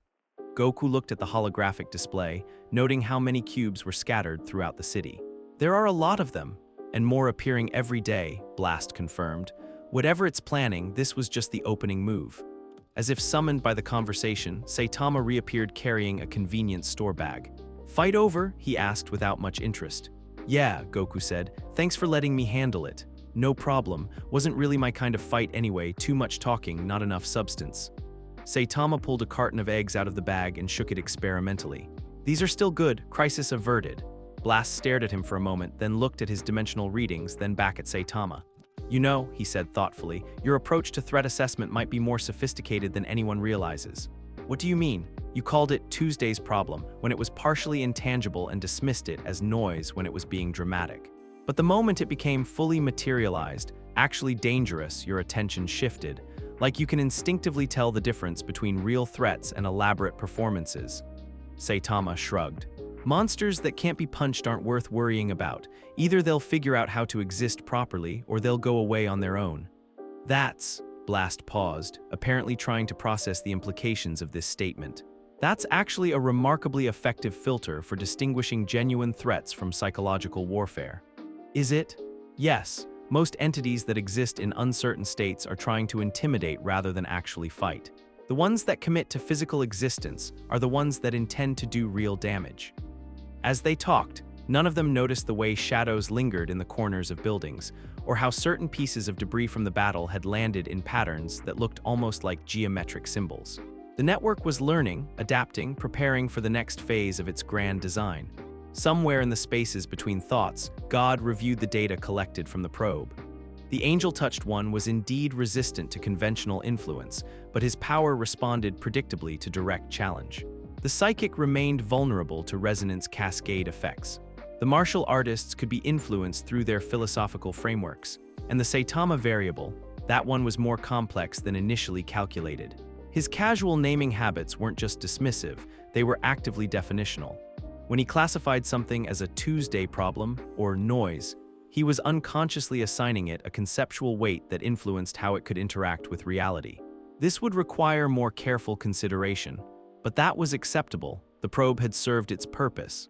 Data had been gathered, weaknesses had been identified. The next test would be more sophisticated, more targeted. After all, there were so many heroes in this city, each with their own unique vulnerabilities. And the Cube network was still growing, still spreading, still preparing the foundation for something that would test every assumption they held about the nature of strength. The game was just beginning. King's apartment was exactly what you'd expect from someone whose public image was built on quiet intimidation and strategic mystery. Clean, minimalist, and filled with the kind of high-end gaming equipment that suggested either excellent financial planning or a complete inability to resist pre-order bonuses. Goku sat cross-legged on the floor, controller in hand, staring at a screen that displayed his character falling off the same platform for the 7th consecutive time. "I don't understand," he said with the frustrated concentration of someone trying to solve a particularly stubborn physics problem. "Why does the little guy keep dying when I press the jump button?" "Timing," King explained patiently, though his own character was performing moves that looked like they required at least 3 extra hands to execute. "You're pressing it too early. Wait for the apex of the first jump then. Like this." Goku's character plummeted into a pit of spikes with the resigned acceptance of digital matter that had given up on the concept of self-preservation. "Not quite," King said diplomatically. It had been 3 weeks since the Echo Burrows incident, and their gaming sessions had become a regular thing. King found Goku's complete inability to grasp video game logic oddly relaxing. There was something refreshing about spending time with someone who was impressed by a successful double jump rather than terrified by the sound of his heartbeat. "You know," Goku said, setting down his controller with a sigh, "you're really good at this. I bet you could teach professional gaming if you wanted to." "It's just practice," King said, though he couldn't quite hide his pleasure at the compliment. "I've had a lot of free time to develop these skills. Because hero work is so demanding," King's character stopped moving. On screen, enemies began converging on his position, but he didn't seem to notice. "Goku," he said slowly, "can I tell you something? Something I've never told anyone else." "Sure, are we talking about secret techniques? Because I've got a few of those and they're pretty cool." "No." King's voice was quiet, barely audible over the sound effects from the game. "Something about who I really am." There was something in his tone that made Goku set down his controller and give King his full attention. In the 3 weeks they'd known each other, he'd never heard King sound uncertain about anything. "I'm not actually strong," King said in a rush, like he was afraid he'd lose his nerve if he didn't get it all out at once. "I'm not a fighter. I can't do any of the things people think I can do. Every monster I've supposedly defeated, every crisis I've supposedly resolved, someone else did it. I was just there." He gestured helplessly at his gaming setup, his neat apartment, his carefully maintained image of controlled power. "The King engine everyone talks about. It's just my heart beating too fast because I'm terrified. The intense stare that makes monsters flee. I'm trying not to panic. The strategic silence. I have no idea what to say." King looked up at Goku, expecting to see disappointment, disgust, maybe the same expression everyone else would have if they learned that the 7th-ranked S-Class hero was actually just a guy who was really good at being in the right place at the right time. Instead, Goku was staring at him with something that looked like awe. "That's amazing," Goku said softly. "What? You save people without fighting? Do you know how incredible that is?" Goku leaned forward, his eyes bright with genuine enthusiasm. "I've met a lot of strong people, but most of them solve problems by hitting things harder. But you help people just by being there. You make them feel safe just by existing. That's not weakness, King. That's the most heroic thing I've ever heard." King stared at him. You're not disappointed." "Disappointed? Are you kidding?" Goku stood up and started pacing with the kind of excited energy that usually preceded property damage. This explains so much, how you always stay so calm during fights, how you never seem interested in proving how strong you are, how you focus on protecting people instead of defeating monsters. You've figured out something most heroes never learn. What? That strength isn't about how hard you can punch. It's about how much good you can do. Goku stopped pacing and looked at King with deep respect. You've been doing hero work on the highest difficulty setting this whole time. No powers, no special abilities, just courage and the willingness to stand between dangerous things and innocent people. That's incredible. King felt something shift in his chest, not the familiar panic that usually accompanied discussions of his heroic career, but something warmer. Something that felt almost like pride. You really think so? I know so. Goku sat back down, but his posture was different now, more relaxed, more open. Actually, can you teach me? Teach you what? How to be a hero without fighting. I mean, I love a good battle, but there have to be situations where the best solution isn't punching something, right? And you've got more experience with that than anyone. King looked at this impossibly powerful person who could transform into a being of golden light and punch holes in reality, asking him, ordinary, powerless king, for advice on heroism. I guess I could try, he said slowly, though I'm not sure how much help I'd be. Are you kidding? You're going to be great at this. Their friendship developed in ways that surprised both of them. King taught Goku about strategy, about reading situations, about the importance of sometimes doing nothing when doing nothing was the right choice. Goku taught King about confidence, about the difference between bravery and fearlessness, about how the strongest people were often the ones who admitted they were afraid. The key to keeping a low profile, King explained as they walked through the shopping district, is understanding what people expect to see. They expect S-class heroes to be dramatic, flashy, always ready for action. So if you act calm, quiet, like you're conserving energy for when it really matters, they assume you're holding back incredible power, Goku finished. That's brilliant, like psychological Aikido, redirecting expectations instead of meeting them head-on. Exactly. Though I should point out that this only works if you can actually deliver when the situation demands it. Well, that's what makes you special, Goku said, with the casual certainty of someone stating an obvious fact. You've been delivering for years without any powers at all. That takes a kind of strength most people never develop. They passed a group of C-class heroes who were clearly starstruck by King's presence. Instead of his usual internal panic, King found himself standing a little straighter, walking with just a bit more confidence. Not because he was pretending to be strong, but because he was beginning to understand that maybe he already was. King, one of the heroes, called out, "Any advice for dealing with tiger-level threats?" King paused, glanced at Goku, then looked back at the eager faces. "Study the situation before you act," he said in his naturally deep voice. "The strongest technique is often the one you don't have to use. And remember, your job isn't to prove how tough you are, it's to make sure everyone goes home safe." The heroes nodded reverently and moved on, clearly inspired by this wisdom from the legendary King. "See," Goku said quietly, "you're a natural teacher. I just told them what you taught me about thinking before fighting. No, you told them what you already knew. I just helped you realize you knew it." The training sessions started small and stayed that way deliberately. Genos was the first volunteer, approaching Goku with a request that sounded more like a scientific proposal than a training inquiry. "I've analyzed the energy patterns you demonstrated during the synchronization exercises with Tatsumaki," he said, producing a tablet covered in graphs and measurements. "I believe I could adapt my combat protocols to incorporate similar flow state principles, but I would need guidance on the practical applications."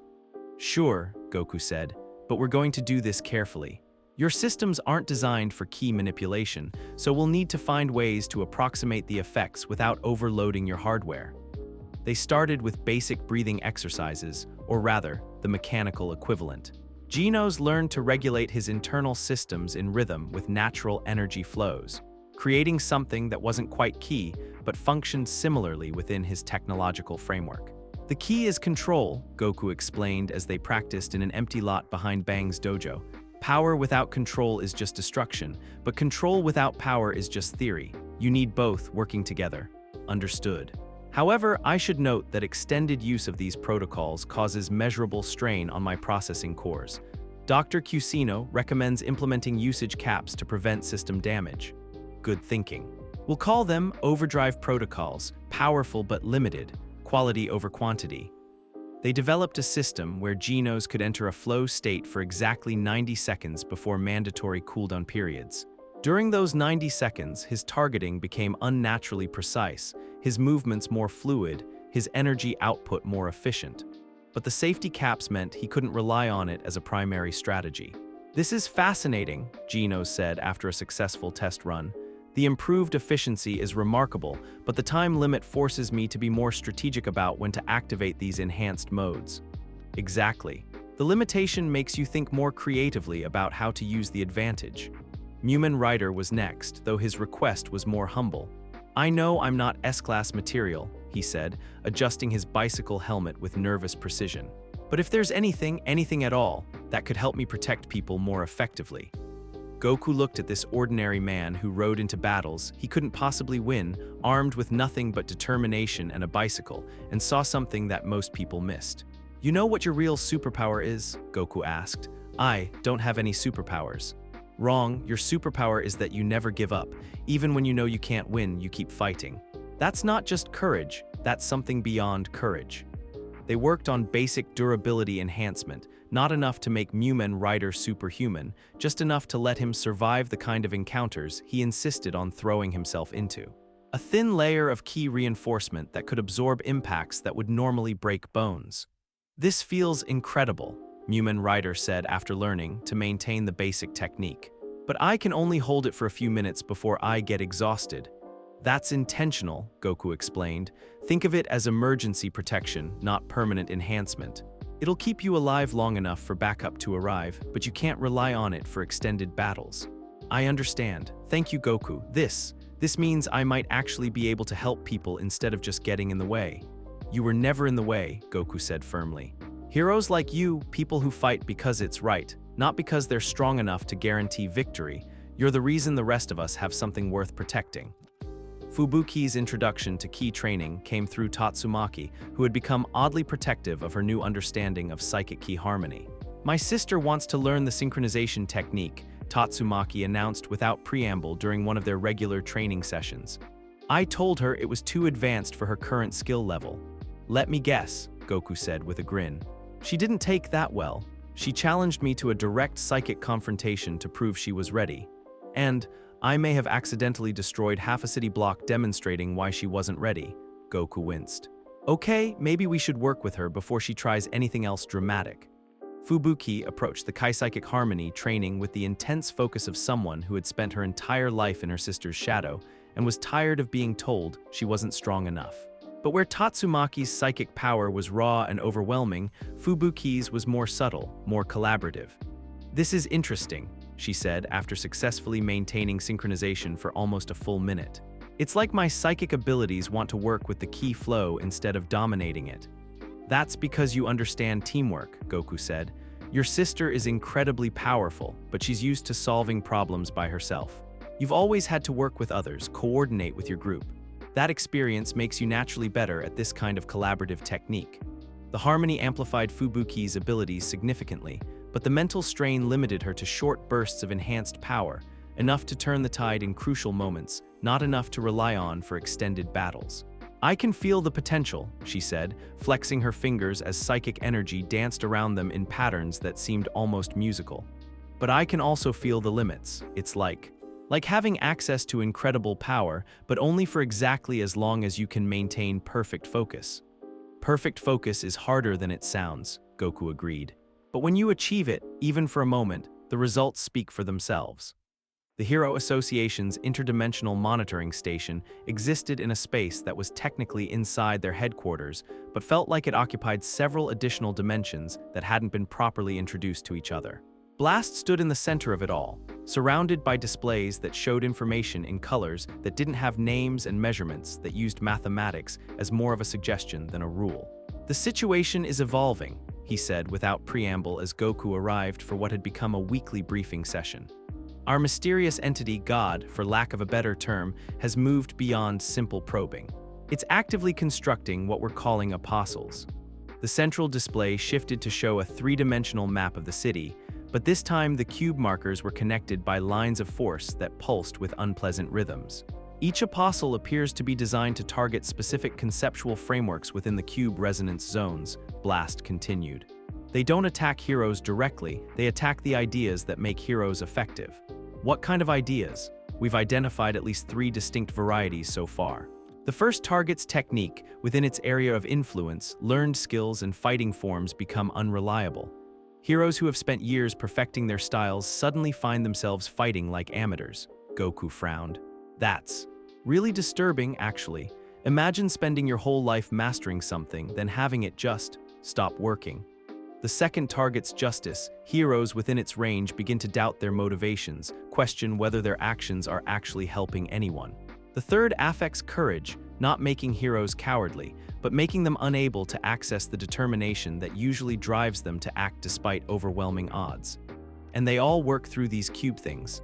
The cubes create zones where normal conceptual frameworks become negotiable. Within those zones, an apostle can essentially rewrite local reality's understanding of abstract concepts. Outside the zones, heroes function normally. Inside, Blast gestured, and the display showed several incidents of heroes failing in ways that made no tactical sense. We think God is testing the limits of conceptual manipulation, learning how far it can push before heroes adapt or external factors intervene.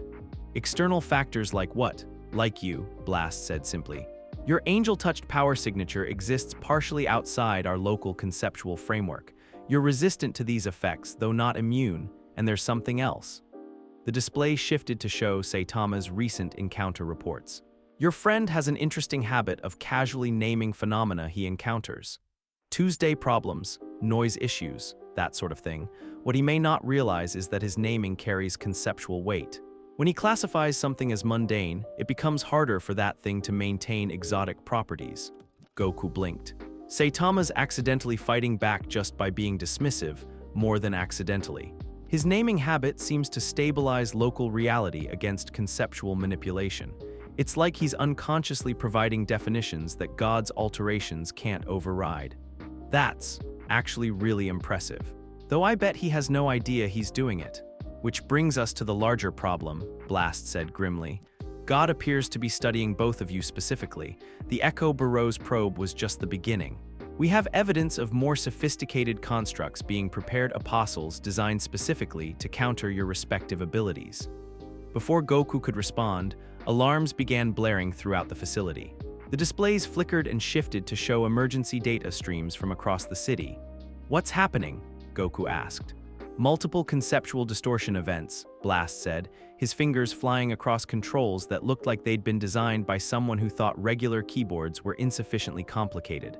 The technique Apostle has activated. It's affecting heroes across 3 districts simultaneously.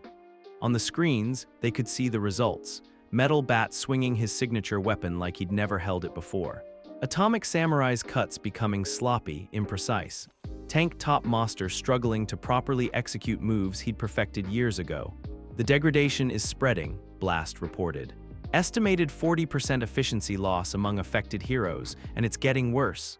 We need to stop it, Goku said, already moving toward the exit. Wait, Blast caught his arm. This might be exactly what God wants, to draw you into a direct confrontation with the apostles. We need to be strategic about this. People are in danger. People are always in danger. The question is whether we can save them without giving our enemy exactly the data it needs to defeat us permanently. Goku paused, thinking about King's lessons on strategy, on the importance of understanding the larger picture before acting. What do you recommend? Observation first. Let's see how the apostle operates, what its limitations are, how it responds to different approaches. Then we plan a response that minimizes information leakage while maximizing effectiveness. As they spoke, the displays continued to show heroes struggling with abilities that had become unreliable. In one district, a C-class hero who specialized in acrobatic combat was falling off buildings he should have been able to navigate blindfolded. In another, a martial artist who had spent decades perfecting her forms was throwing punches that looked like she'd learned them from a beginner's manual. And in the spaces between spaces, something vast and patient observed their struggles with the satisfaction of a researcher whose experimental parameters were yielding exactly the data needed for the next phase of the project. The angel-touched one was showing restraint, strategic thinking. Good. This suggested he could be manipulated through his protective instincts and tactical awareness. The Saitama variable remained concerning, but perhaps that too could be turned to advantage. His naming habit was indeed problematic, but it operated on subconscious patterns that could potentially be predicted and countered. Soon, it would be time for more direct testing. The technique apostle was just the beginning, a proof of concept that demonstrated the viability of conceptual warfare. The next phase would target more fundamental concepts. Not just skills or abilities, but the underlying frameworks that made heroism possible. Let them adapt to fighting enemies that erased technique. Soon they would face something that could erase the very idea of defense itself. The work continued. The network grew. And somewhere in a gaming chair, King felt a chill run down his spine as his carefully honed instincts for recognizing danger started screaming warnings about threats he couldn't yet see. The first sign that something was fundamentally wrong with the world came at 3:47 a.m., when Metal Bat woke up from a perfectly ordinary dream about his sister's school festival and couldn't remember why he had ever thought fighting was worth the effort. He lay in bed, staring at his signature weapon propped against the wall, and felt nothing. No surge of protective anger when he thought about monsters threatening innocent people. No burning desire to prove that technique and fancy powers weren't everything. Just a vague sense that maybe violence wasn't really the answer to anything, and perhaps he should consider a career change. This should have been alarming. Metal Bat's fighting spirit was legendary, the kind of determined fury that let him get stronger the more damage he took, that turned every battle into a personal crusade against anything that threatened the people he cared about. Instead, he rolled over and went back to sleep, dimly wondering if his sister would be proud of him for finally learning to appreciate peaceful solutions. Across the city, similar awakenings were happening in bedrooms and hero apartments and late-night patrol stations. Heroes were discovering that the fundamental aspects of their identities, the core traits that made them who they were, had become negotiable overnight. Atomic Samurai stood in his dojo at dawn, practicing the same kata he'd performed every morning for 30 years, and watched his blade work become increasingly ordinary with each repetition. The cuts were still precise, technically correct, but they lacked the supernatural sharpness that had made him legendary. His sword moved through the air like a sword, not like an extension of his will-given physical form. The atoms themselves were no longer bowing to his technique. "Interesting," he murmured, examining his blade for any sign of damage or alteration. The steel was perfect, recently maintained, properly balanced. The problem wasn't with his equipment. He tried again, this time channeling every ounce of focus and skill he'd developed over decades of dedicated practice. The result was a competent sword stroke that would have impressed any normal martial artist and left any real opponent completely unharmed. Very interesting. By the time his students arrived for morning practice, Atomic Samurai had reached a disturbing conclusion. His legendary cutting ability hadn't been taken away. It had simply been forgotten. Like reality itself had misplaced the information about what his sword was supposed to be capable of. The strangest part was how little this seemed to bother him. Normally, any interference with his abilities would have sent him into a focused rage, determined to overcome whatever force was responsible through sheer perfectionism. Instead, he found himself calmly accepting the situation and wondering if perhaps he'd been overestimating his abilities all along. Child Emperor's morning routine had been the same for 3 years.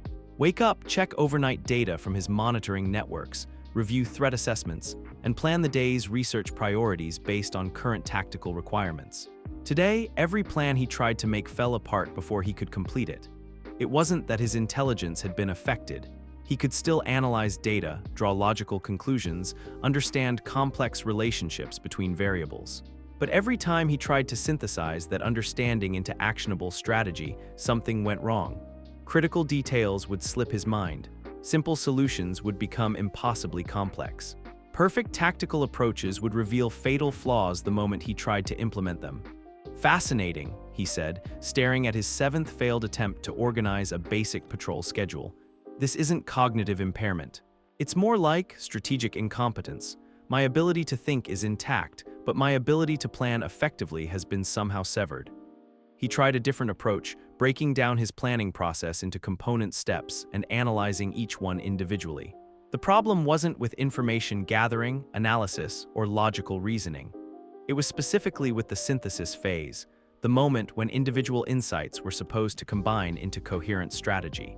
Conceptual interference, he concluded with the kind of clinical detachment that usually preceded either breakthrough discoveries or complete nervous breakdowns. "Something is preventing me from accessing the abstract framework that connects tactical analysis to practical implementation." The most disturbing part wasn't the effect itself, but how acceptable it felt. Normally, any limitation on his strategic capabilities would have sent him into frantic research mode, determined to understand and overcome the interference. Instead, he found himself thinking that maybe complex planning was overrated anyway, and perhaps simpler approaches would be more effective. By noon, the Hero Association's emergency communications network was running at capacity, trying to process reports from across the city. Tank Top Master had attempted to stop a bank robbery and found himself unable to properly execute the basic grappling techniques he'd been using since childhood. His movements were clumsy, uncertain, like he was trying to remember choreography from a dance he'd learned years ago.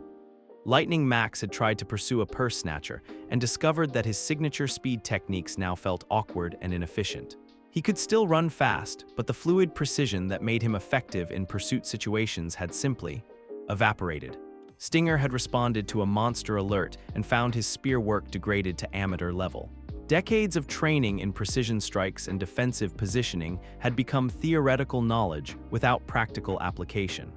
The pattern was consistent across dozens of heroes. Their defining techniques, the skills that made them effective in their roles, had become unreliable. Not eliminated, but dulled, degraded, reduced to mere approximations of their former effectiveness.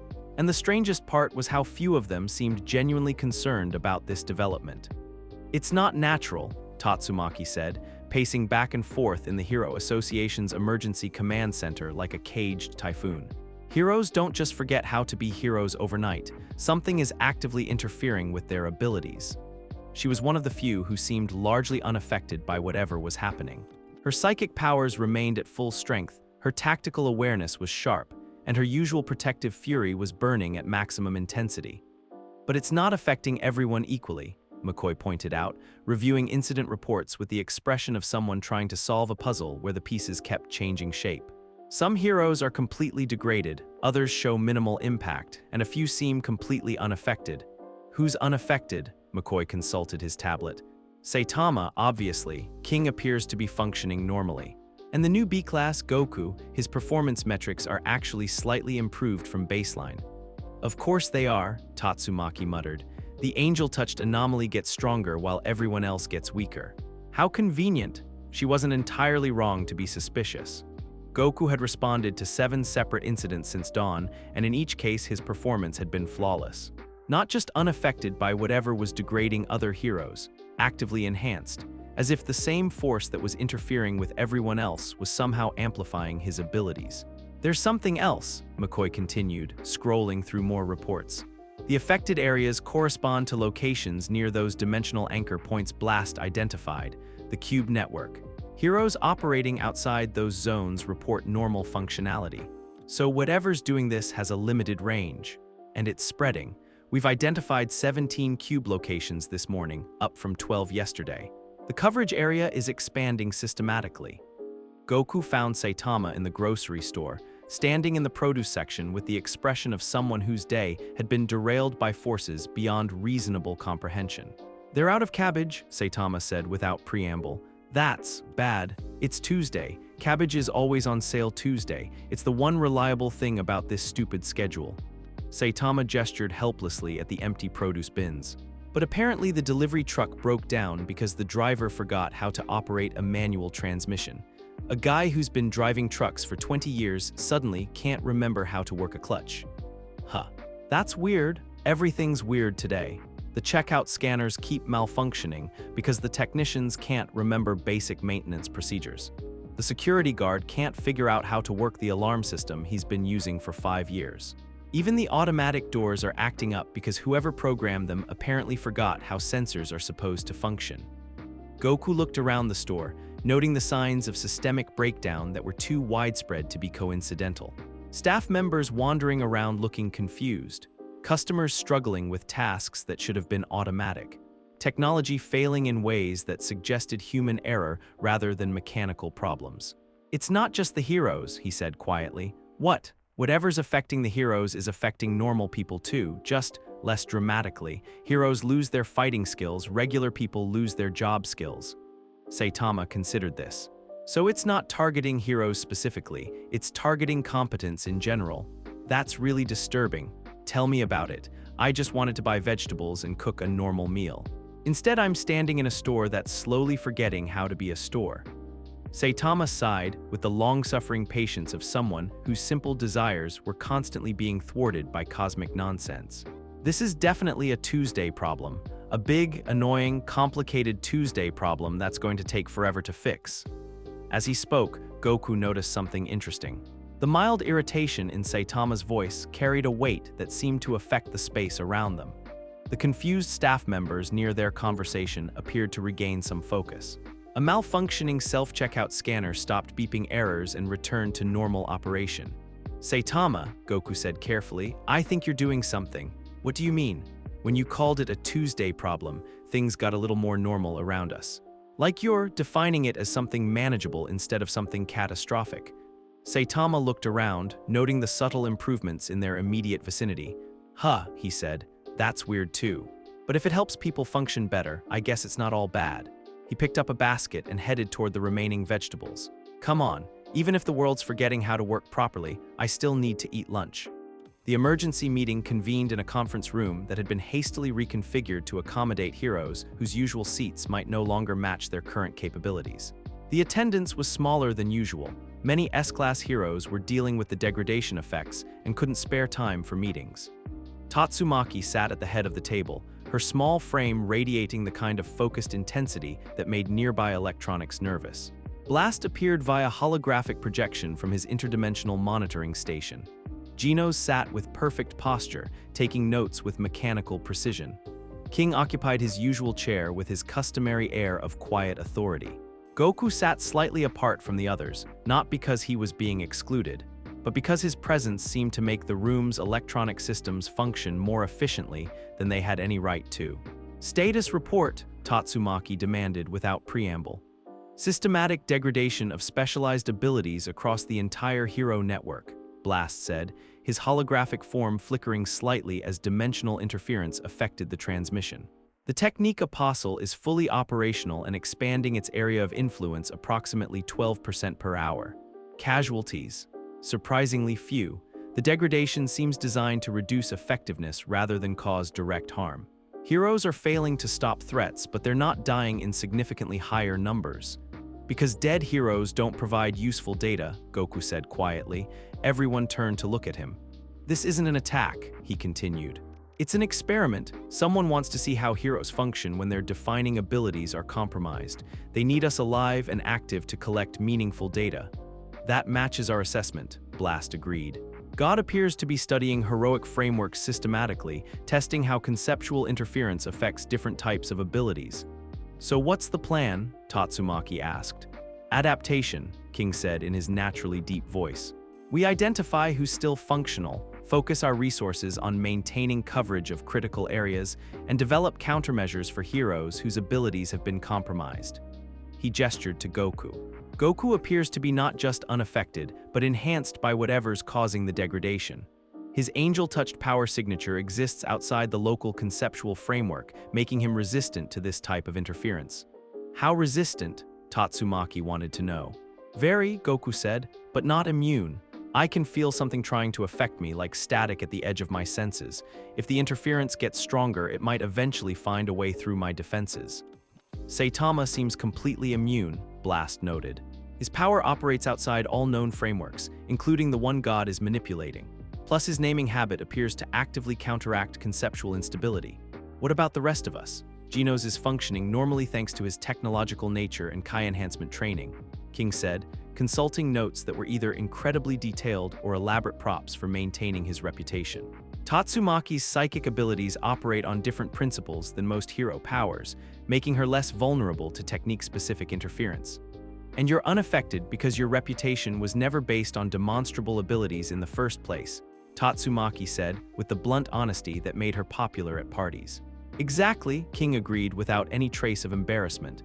"It's hard to degrade abilities I never actually possessed. So we have a functional core team," Blast summarized. "Goku as primary response capability, Saitama as conceptual stabilizer, Tatsumaki for large-scale threats, Genos for technical support, and King for strategic coordination."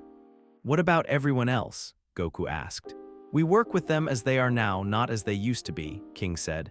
Heroes who have lost their signature techniques can still perform basic heroic functions. They just need different approaches, different expectations. And different leadership, Tatsumaki added grimly. Most of the heroes experiencing degradation aren't just losing their abilities, they're losing their drive to use them. It's like whatever's affecting their skills is also affecting their motivation. This was the most disturbing aspect of the phenomenon. Heroes weren't just becoming less effective, they were becoming less interested in being effective. The degradation came with a kind of psychological acceptance that made them unlikely to fight against it or seek solutions. Conceptual attack on the idea of heroism itself, Blast said. Very sophisticated. It's not enough to make heroes weaker, it makes them content with being weaker. Which means we can't count on most of them for anything requiring initiative or determination, King concluded. They'll follow orders, but they won't lead or innovate. As they discussed tactics and resource allocation, none of them noticed the way shadows seemed to lean inward around the edges of the room, or how certain pieces of electronic equipment registered readings that didn't correspond to any identifiable source. In the spaces between spaces, God reviewed the data with something that might have been satisfaction if satisfaction were a concept large enough to contain what it felt. The technique apostle was performing exactly as designed. Heroes across the city were experiencing systematic degradation of their specialized abilities, and more importantly, most of them were accepting this degradation as natural and inevitable. The psychological component was perhaps the most elegant aspect of the design. It wasn't enough to simply reduce heroes' effectiveness. That would only motivate them to find workarounds or alternative approaches.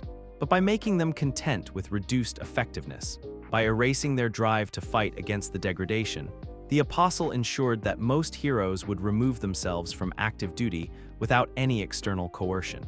The angel-touched one remained problematic, but his resistance was operating within predictable parameters.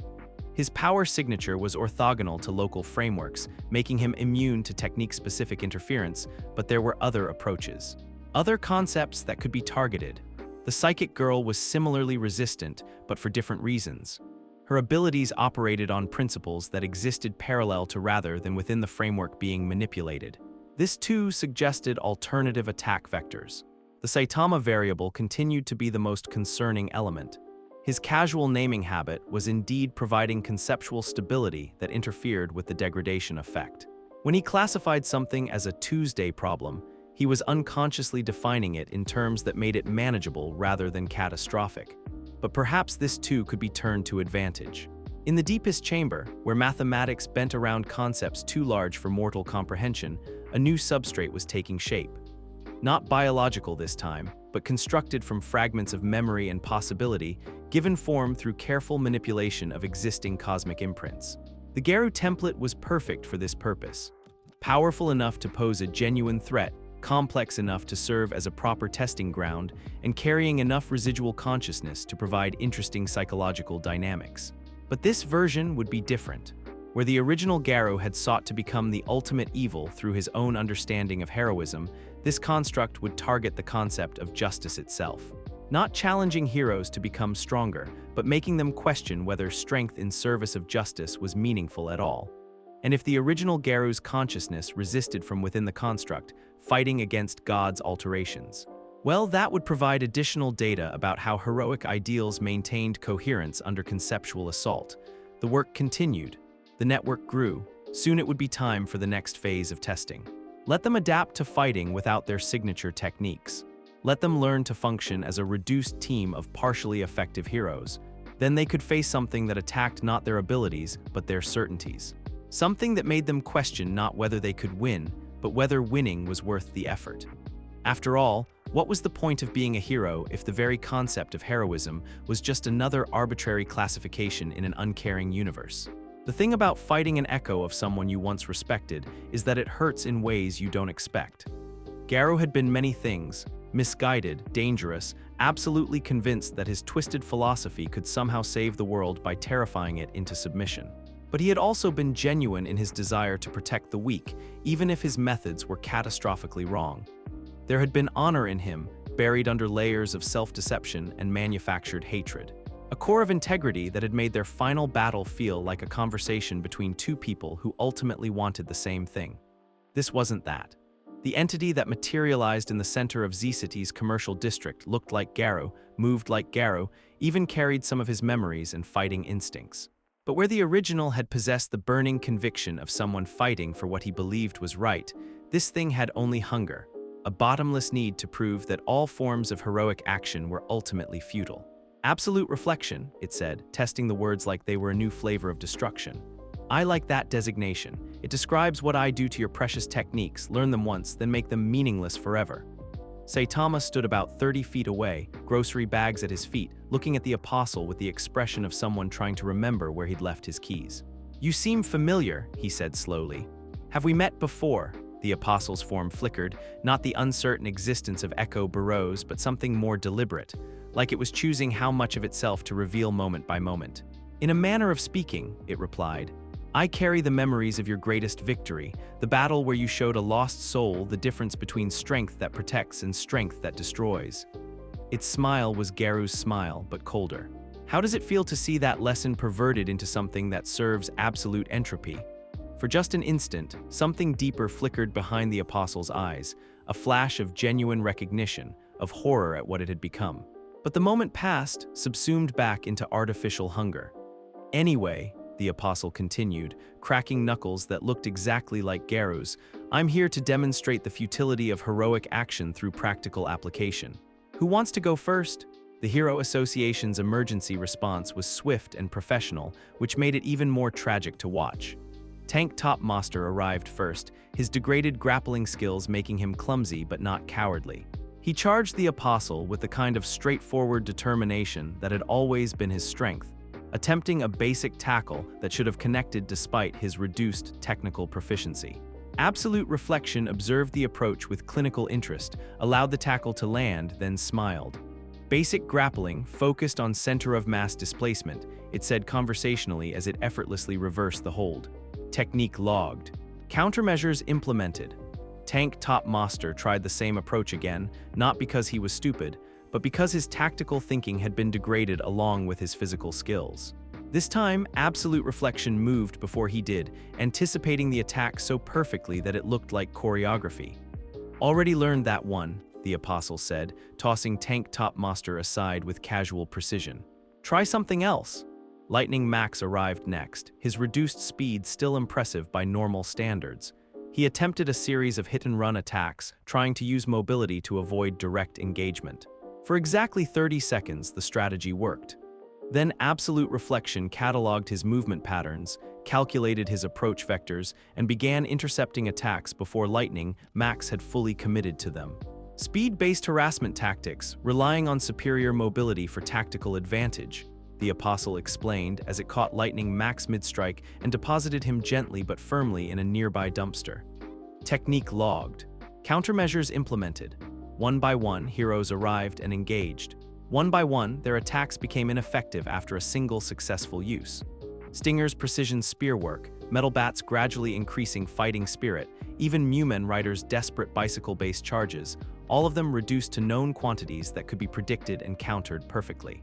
The most disturbing part wasn't the defeats themselves, but how the apostle seemed genuinely apologetic about them. I really am sorry about this, it said to Mumen Rider as it stopped his bicycle with one finger. You're all good people trying to do the right thing. It's just that the right thing is a meaningless concept in a universe governed by entropy and probability. Once I prove that to you, you'll feel much better about giving up. Goku arrived to find half a dozen heroes scattered around the combat zone in various states of tactical confusion and minor injury. None of them were seriously hurt. The apostle seemed genuinely committed to minimizing actual harm, but they were clearly out of options. Status report, he asked Genos, who was hovering at the edge of the engagement zone with his sensors running at maximum sensitivity. Unprecedented adaptive capability, Genos replied, his mechanical voice carrying a note of scientific fascination mixed with strategic concern. The entity appears to catalog attack patterns after single exposure and develop perfect counters within seconds. How perfect!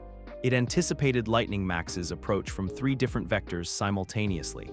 It countered Metal Bat's fighting spirit escalation by predicting his emotional state progression. It's not just learning techniques, it's learning the psychological patterns that drive technique selection. Goku watched Absolute Reflection engage with Atomic Samurai, whose already degraded sword work became completely ineffective after a single exchange. The apostle didn't just counter his attacks, it made them feel pointless, like trying to cut water with a butter knife. "Interesting energy signature," Goku said quietly. "Master, there's something familiar about it. Not the power itself, but the way it moves. Like someone I fought before, but wrong somehow."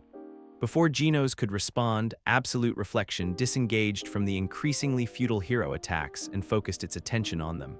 "Ah," it said, its expression brightening with something that looked disturbingly like genuine pleasure. "The angel-touched anomaly. I've been looking forward to this." "Have we met?" Goku asked, settling into a ready stance that looked deceptively casual. "Not exactly, but I carry memories of someone who understood your strength in ways my creator doesn't appreciate." The apostle's form solidified slightly, becoming more real through focused attention. "Tell me what happens when instinct becomes predictable, when even ultra instinct follows patterns that can be cataloged and countered." "I guess we'll find out," Goku said, and his hair flickered silver for just an instant. The fight that followed was unlike anything the watching heroes had ever seen. Goku moved with the fluid precision of Ultra Instinct Sign, reading the apostles' attacks before they were fully formed and responding with techniques that flowed like water around stone. For the first minute, it was beautiful, a perfect demonstration of how angel-trained instincts could navigate impossible combat scenarios. Then Absolute Reflection smiled. "Ultra Instinct Defensive Variant," it said as it began to intercept Goku's counterattacks with increasing accuracy. "Relies on subconscious pattern recognition and muscle memory automation. Very elegant. Also completely predictable once you understand the underlying decision tree." Goku's instinctive dodges started becoming less effective, not because his technique was degrading, but because his opponent was learning to predict where his instincts would take him. Ultra Instinct wasn't failing, it was becoming readable. "This is fascinating," the apostle continued, now matching Goku's movements with eerie precision. "Your technique operates outside local conceptual frameworks, but it's still technique. Still pattern-based, still something that can be learned and countered." For the first time since arriving in this world, Goku found himself genuinely pressed. Ultra Instinct was supposed to be unpredictable, spontaneous, beyond normal combat logic. But Absolute Reflection was treating it like any other martial art, something that could be studied, categorized, and ultimately defeated through superior understanding. Watching from the sidelines, Saitama felt something he hadn't experienced in a very long time. Genuine interest in a fight he wasn't participating in. Not because the combat itself was particularly impressive. He'd seen Goku fight before, and while the angel-trained techniques were elegant, they weren't really surprising anymore. What caught his attention was the expression on the apostle's face as it fought. There were moments, brief flickers, where it looked genuinely distressed by what it was doing. Like someone being forced to hurt people they cared about. The tactical commentary was cold and analytical, but underneath it was something that looked almost like grief. "Saitama," a voice said beside him, and he turned to see Bang approaching with his usual measured pace. "Hey, old man. Come to watch the show?" In a manner of speaking. Bang's eyes were fixed on Absolute Reflection with an intensity that suggested recognition. "That fighting style, it's familiar." "Yeah, I was thinking the same thing. But I can't place where I've seen it before." "You fought him," Bang said quietly. "About 6 months ago, the self-proclaimed hero hunter who wanted to become the ultimate evil." Saitama blinked. "Garu, but he's dead, redeemed." "I'm not sure what the proper term is." Bang's expression was grim. "But that entity is using his body, his memories, his techniques. Someone has turned my former student into a weapon." As if summoned by the conversation, the apostle disengaged from its increasingly one-sided battle with Goku and turned toward them. "Silver Fang," it said, and for just a moment its voice carried genuine warmth. "Master, I remember." The moment of clarity lasted exactly as long as God allowed it to. "Remember what?" the apostle continued, its voice becoming cold again. "Remember failure, remember choosing weakness over strength, remember letting sentiment cloud tactical judgment." But Bang had seen that flicker of recognition, and his expression softened slightly. "I remember a student who lost his way," he said gently.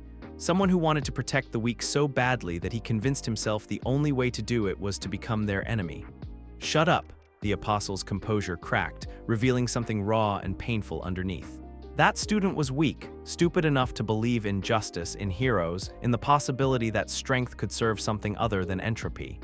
"He was confused," Bang agreed. "But he was never weak. The internal conflict was becoming visible now. Absolute reflections' form flickered between states, sometimes solid, sometimes translucent, as if it couldn't decide how much of itself was real. The struggle between God's imposed purpose and Garu's residual consciousness was creating instabilities in the construct's coherence. "I won't let you pervert his memory," Saitama said suddenly, stepping forward with the kind of casual determination that had ended their previous fight. Garu was a pain in the ass, but he figured out what actually mattered in the end. "You're just a cheap imitation." "I am the perfected version," Absolute Reflection roared, its form stabilizing through sheer fury.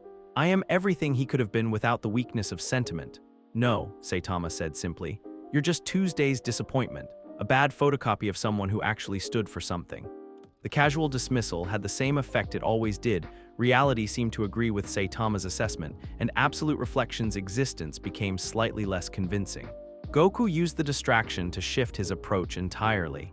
If Ultra Instinct was becoming predictable, then the solution wasn't to use it better, it was to stop using it consistently. Instead of letting his instincts guide him toward perfect technique, he deliberately began making imperfect choices. Sloppy dodges that worked through luck rather than precision. Attacks that succeeded despite being tactically questionable.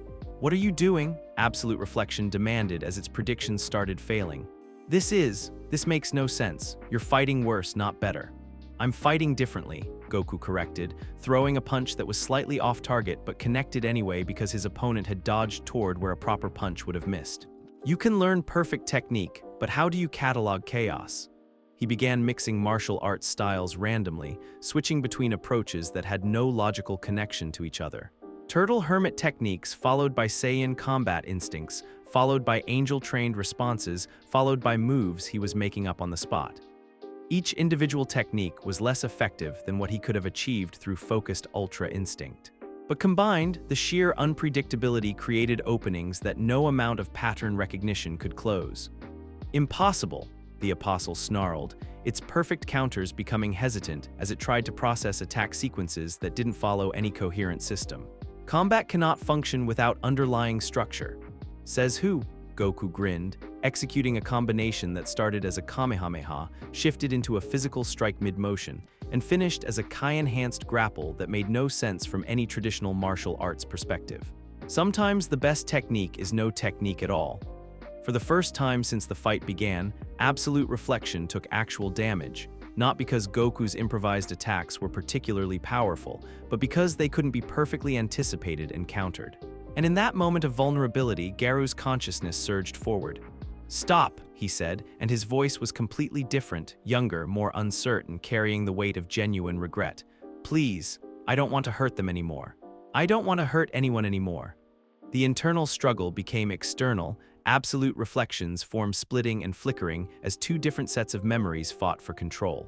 God's imposed hunger clashed with Garu's hard-won understanding of what strength should actually serve. "I promised Taro I'd be a hero," Garu whispered through the construct's fractured coherence. "I promised Bang I'd find a better way. I won't let this thing use me to break those promises." The conflict created exactly the opening Goku needed, not to destroy the Apostle, but to reach the consciousness trapped within it. Working together with Saitama's reality-stabilizing presence and the watching heroes' collective belief that their former opponent could be redeemed, they managed to extract Garu's imprint from the artificial construct without destroying it entirely. The shell that remained collapsed into geometric fragments that scattered like broken glass, its raw schema fleeing back into the cube network to be recycled into whatever God was planning next. But Garu's consciousness, freed from its imposed purpose, looked around at the heroes he had once fought and managed a small, genuine smile. "Thank you," he said as he began to fade, "for remembering that I was more than just another monster." Then he was gone, leaving only the memory of someone who had found his way back to himself despite everything that had tried to prevent it. In the aftermath, as heroes regrouped and damage assessments were compiled, Goku sat on a bench with Saitama and thought about the nature of predictability. "That was different," Saitama said, apparently reading his mood. "Usually you just punch things until they stop being problems." "Yeah, well, this one required a different approach." Goku stretched, working out the tension that came from deliberately fighting imperfectly. "It's weird, you know. Ultra Instinct is supposed to be the ultimate technique because it's purely reactive, impossible to predict. But this guy figured out how to turn that strength into a weakness. So you stopped being perfect and started being creative instead. Something like that. Sometimes the best answer isn't the right answer, it's the answer nobody expects. That actually makes sense. Saitama stood up and collected his grocery bags, which had somehow survived the entire battle undamaged. Come on. All this philosophical fighting made me hungry. As they walked home, neither of them noticed the way geometric patterns had been subtly etched into the pavement where absolute reflection had fallen, or how those patterns connected to similar marks spreading throughout the city, forming networks that pulsed with barely contained energy. In the spaces between spaces, God reviewed the data with something that might have been approval if approval were a concept vast enough to encompass its perspective. The angel-touched one had adapted effectively, but in ways that were ultimately predictable. When faced with a pattern-learning opponent, he had abandoned patterns in favor of chaos. This suggested specific vulnerabilities to enemies that thrived on disorder rather than order. The Garo consciousness had resisted more effectively than anticipated, but its resistance had followed entirely predictable patterns: attachment to promises made, to relationships formed, to identity choices that transcended imposed purpose. This suggested that heroic consciousness was more resilient than initially calculated, but also that it could be broken by targeting the connections that gave it meaning. And the Saitama variable continued to demonstrate dangerous capacity for conceptual stabilization. But his intervention had required proximity and direct engagement. This suggested range limitations that could potentially be exploited. All useful data, all feeding into the construction of something far more sophisticated than the relatively simple apostles tested so far. In the deepest chamber, where mathematics folded around concepts too large for reality to comfortably hold, the final preparation was nearing completion. Not another echo or construct, but something that existed as pure potential until forced into definition. Something that didn't attack heroes' techniques or motivations or memories, but the very concept of defense itself. Let them learn to fight unpredictably. Let them develop countermeasures for pattern-learning opponents. Let them believe they were adapting successfully to conceptual warfare. Soon they would face something that made all forms of protection impossible, not by overpowering their defenses, but by erasing the universe's understanding of what defense meant. The work continued. The network grew. And in a gaming chair somewhere in Z-City, King felt another chill run down his spine as his danger instincts detected threats that existed in dimensions he couldn't name. The thing about dimensional corridors is that they have a tendency to announce themselves at the worst possible times. Goku was in the middle of explaining to a group of C-class heroes why improvised fighting techniques could be more effective than perfect form when reality tore itself open above Z-City's shopping district with the sound of someone ripping cosmic fabric. Unlike the geometric precision of God's cube network or the organic instability of the earlier dimensional rifts, this tier burned with familiar golden energy. It carved through space with the kind of arrogant efficiency that suggested someone who considered the laws of physics to be more like guidelines that applied to other people. "Oh no," Goku said, recognizing the energy signature immediately. "What's oh no?" asked Needle Star, who had been taking notes on unconventional combat theory with the dedication of someone whose accuracy-based powers had been degraded to merely human levels. "That's my teammate, and he's probably not happy about Kakarot."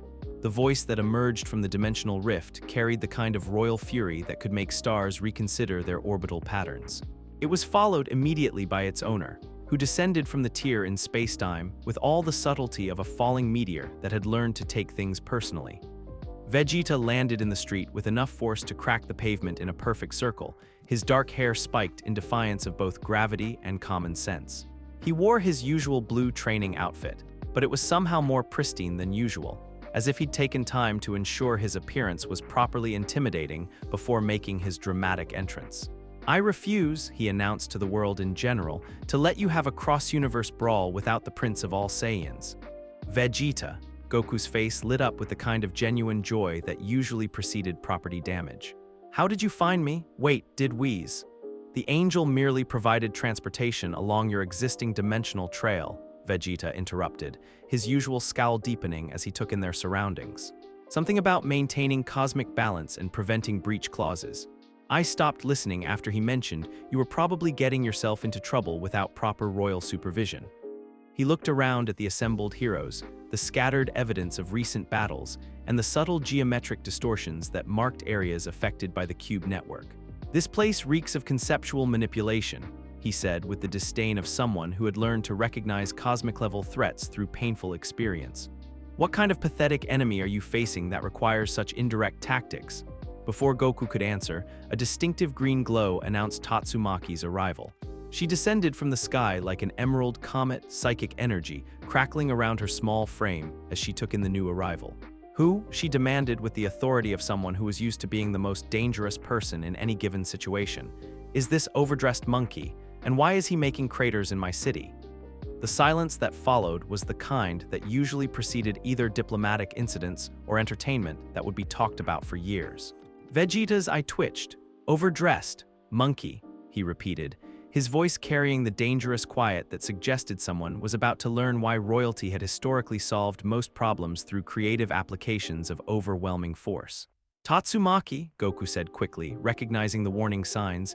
"This is Vegeta, Prince of all Saiyans, and—" "I don't care if he's the Prince of all idiots," Tatsumaki interrupted, floating closer with the kind of aggressive confidence that made nearby windows start planning their escape routes. "He doesn't get to show up here and start giving orders. I'm S-Class rank 2. I outrank every hero in this city except Blast, and I don't see him around to contradict me."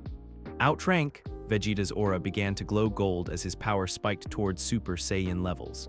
"I am royalty, woman. I don't answer to numbered rankings or organizational hierarchies. I command through divine right and superior breeding." "Oh, you want to talk about superior breeding?" Tatsumaki's psychic energy flared brighter, lifting chunks of debris from the street and setting them into threatening orbital patterns.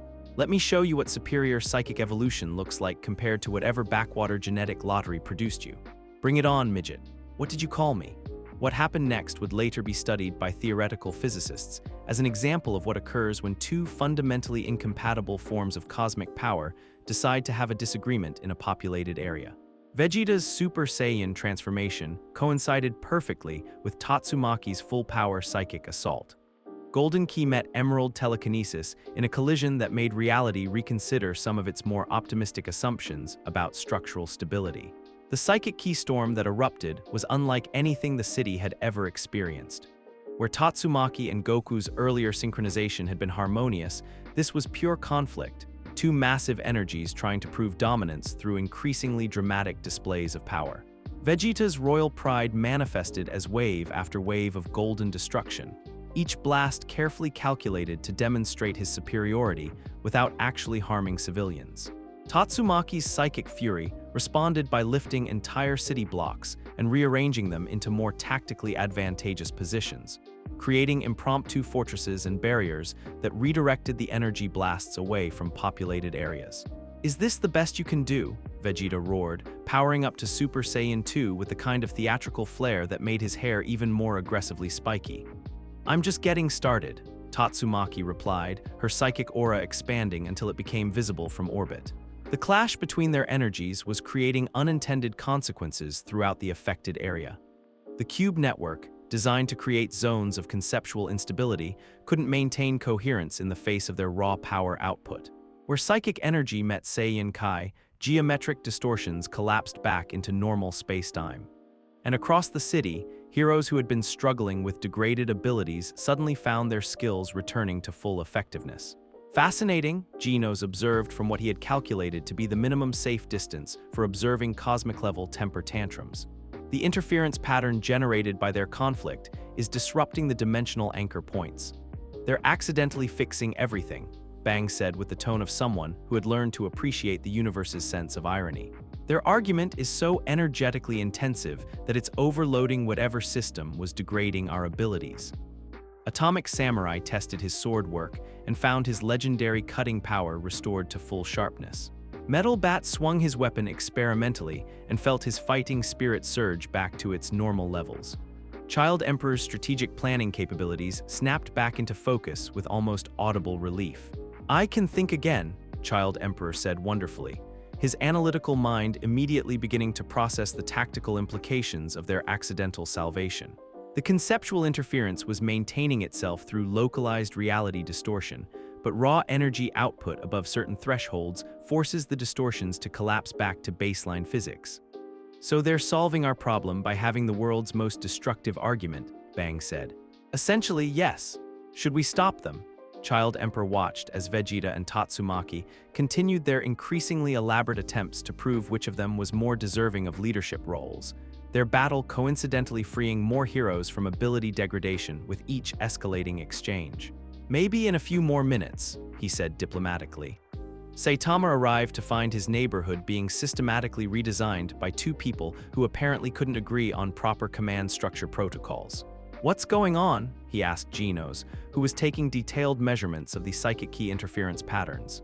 Vegeta and Tatsumaki are engaged in what appears to be a dominance display disguised as tactical disagreement, Genos reported with his usual precision.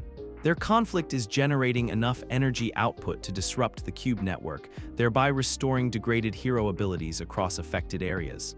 So they're helping by fighting, correct. Though I suspect this is accidental rather than strategic.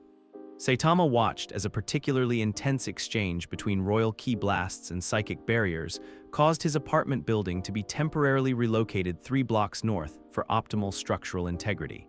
Great, he said with the long-suffering patience of someone whose simple desires were constantly being complicated by cosmic nonsense. My rent's probably going to go up now that I live in a better neighborhood. Master, Genos said carefully, your building appears to be moving back to its original location. Oh good. False alarm then. But Saitama's expression suggested he was keeping a running tally of inconveniences, and the total was approaching numbers that would require direct action to resolve.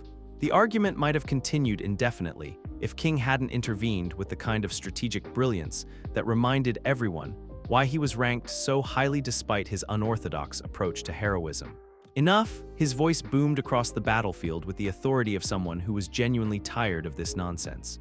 Both Vegeta and Tatsumaki paused mid-attack, their energies still crackling, but their attention focused on the tall figure approaching with his characteristic air of quiet intimidation.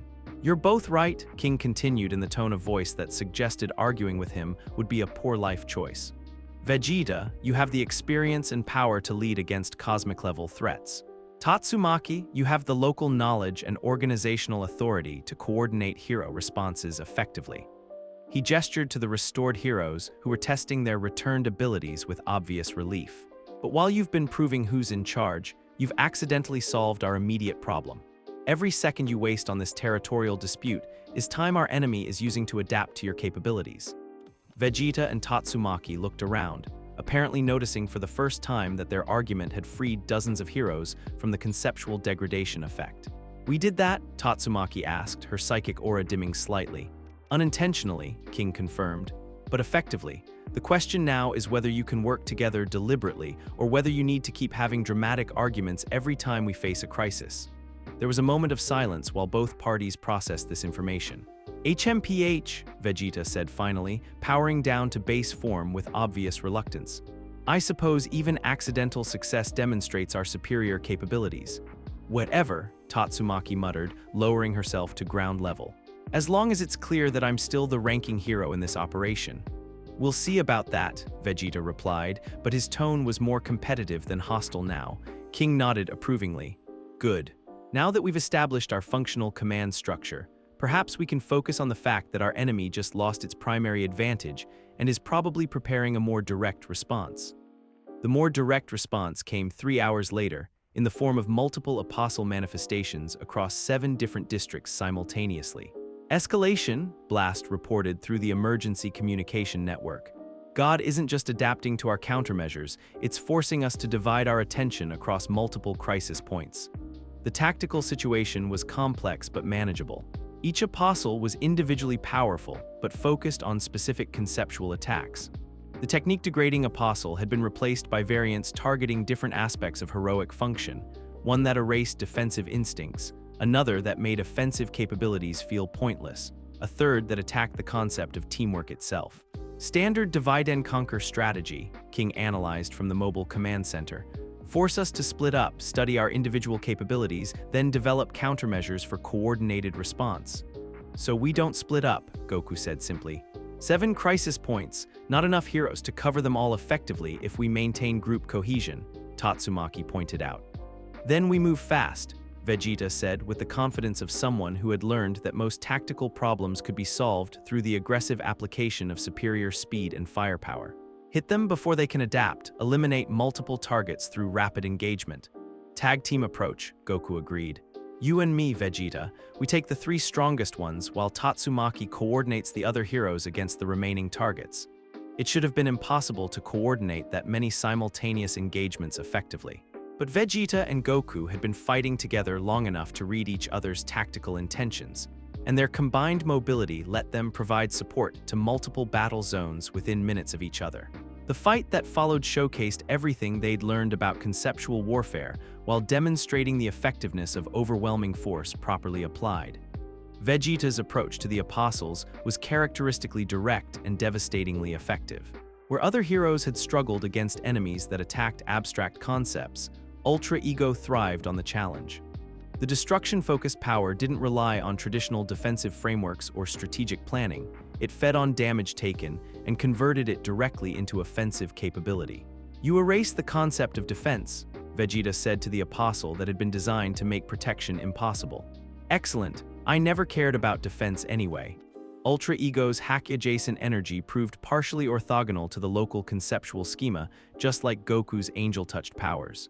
But where Goku's abilities existed outside the framework being manipulated, Vegeta's powers consumed the framework itself, turning conceptual erasure into fuel for destruction. The apostle that targeted offensive capabilities found itself facing an opponent whose power grew stronger the more its attacks were nullified. Each attempt to make Vegeta's strikes feel pointless only fed more energy into Ultra Ego's endless hunger for battle. Impossible, the apostle said as Vegeta's power continued to escalate despite having its conceptual foundation systematically undermined. Your offensive capabilities should be meaningless within my area of influence. My offensive capabilities, Vegeta replied, his aura burning with purple destruction energy, exist for their own sake. I don't fight to protect or to prove points or to serve some higher purpose. I fight because I am the prince of all Saiyans and violence is my royal prerogative. The philosophical purity of his position made him nearly immune to attacks on heroic motivation. Ultra Ego didn't derive its power from concepts of justice or protection. It existed as pure expression of Saiyan battle instinct refined through divine training. But the power came with costs that Vegeta couldn't hide, no matter how much royal pride he applied to the problem. Each use of Ultra Ego accumulated real damage, real fatigue, real strain on his body. Unlike Goku's energy-efficient techniques, this was brute force that demanded physical payment for every victory. You're pushing yourself too hard, Goku said as they regrouped between battles, noting the way Vegeta was favoring his left side. I'm fine, Vegeta replied through gritted teeth, though his breathing suggested otherwise. You're not fine. Ultra Ego is powerful, but it's burning through your stamina faster than you can recover. Then we finish this quickly, Vegeta said with typical stubborn determination. I can maintain this output for another hour if necessary. And then what? Then you handle whatever's left while I recover. That's what backup is for, Kakarot. Their tag team approach proved devastatingly effective against enemies designed to counter individual heroes. Where one apostle might adapt to Goku's unpredictable fighting style, it couldn't simultaneously adjust to Vegeta's destruction-focused assault. Where another might counter Ultra Ego's conceptual independence, it struggled with Ultra Instinct's pattern-breaking techniques. Within 2 hours, they had eliminated 5 of the 7 apostles through coordinated strikes that gave their enemies no time to develop effective countermeasures. The remaining 2 fell to Tatsumaki's psychic-enhanced hero teams, who had learned to use the psychic key harmony techniques Goku had taught them to overwhelm conceptual attacks through synchronized belief. Status report, King requested as the crisis points were systematically resolved. All targets eliminated, Blast confirmed, but the energy expenditure was significant. We can't maintain this response tempo indefinitely. That's fine, Saitama said, finally arriving at the command center with groceries that had somehow survived 7 simultaneous battles without suffering any damage. Because I'm getting really tired of this whole situation. There was something in his voice that made everyone pay attention. My hot water's been out for 3 days because the building maintenance guy can't remember how to work a boiler he's been fixing for 10 years. Saitama continued with the kind of calm that suggested internal pressure reaching critical levels. The grocery store keeps running out of everything because their supply chain coordination has been degraded by conceptual interference. My favorite manga got canceled because the publisher forgot how to distribute magazines properly. He set down his bags with deliberate precision.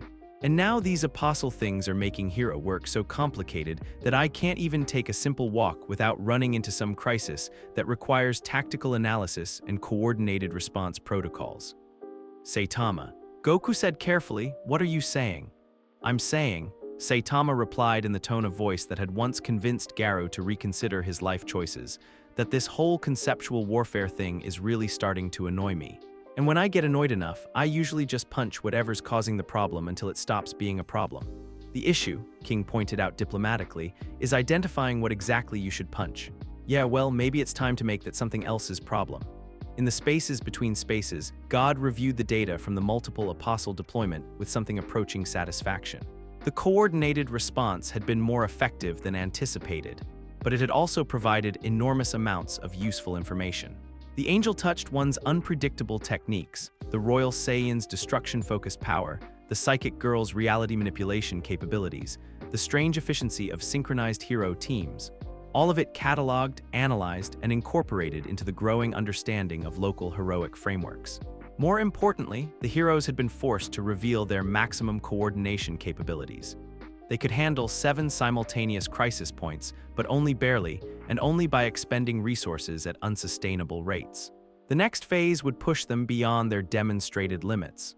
Not more apostles, that approach had yielded its useful data, but something that existed as pure potential until forced into definition.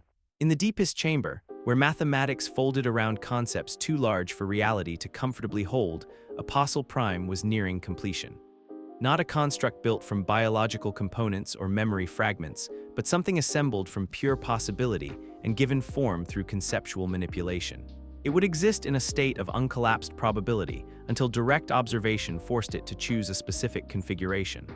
And its function would be simple: erase the concept of defensive intent itself, making protection impossible not through overwhelming offense, but by removing the universe's understanding of what defense meant. Let them learn to coordinate against multiple simultaneous threats. Let them develop techniques for rapid response and resource management. Let them believe their tactical adaptations were giving them advantages. Soon they would face something that made all forms of protection meaningless, not by being too strong to defend against, but by existing in a state where defense was conceptually impossible. The Saitama variable's growing irritation was noted with particular interest. His reality-stabilizing naming habit operated through subconscious frustration responses, becoming more powerful as his annoyance increased. But this also made him more predictable. His interventions could potentially be anticipated and countered if sufficient pressure was applied to his daily routine. The work continued. The network grew. And in apartments across the city, heroes tried to sleep, while their instincts warned them that something vast and patient was preparing to test every assumption they held about the nature of protection itself. The thing about fighting something that exists as pure potential is that you can't hit it until it decides what it wants to be. Apostle Prime manifested at dawn in the exact center of Z-City's commercial district, though manifested wasn't quite the right word for what happened. It was more like reality developed a blank spot where something incredibly significant was probably happening, but couldn't quite commit to defining what that something actually was. Goku arrived first, drawn by the wrongness radiating from the area like heat waves made of existential uncertainty. What he found was a roughly humanoid absence that hurt to look at directly, not because it was bright or dark or visually disturbing, but because his eyes couldn't figure out what they were supposed to be seeing. "Okay," he said, settling into a ready stance despite not having a clear target. "That's definitely not normal." The absence turned toward him with something that might have been attention, if attention were a concept that could exist in a state of quantum uncertainty. "Angel touched," it said, and its voice was the sound of every possible voice saying every possible thing simultaneously until observation collapsed it into words. "You perceive me more clearly than most. How interesting. You're the thing that's been erasing concepts, aren't you?"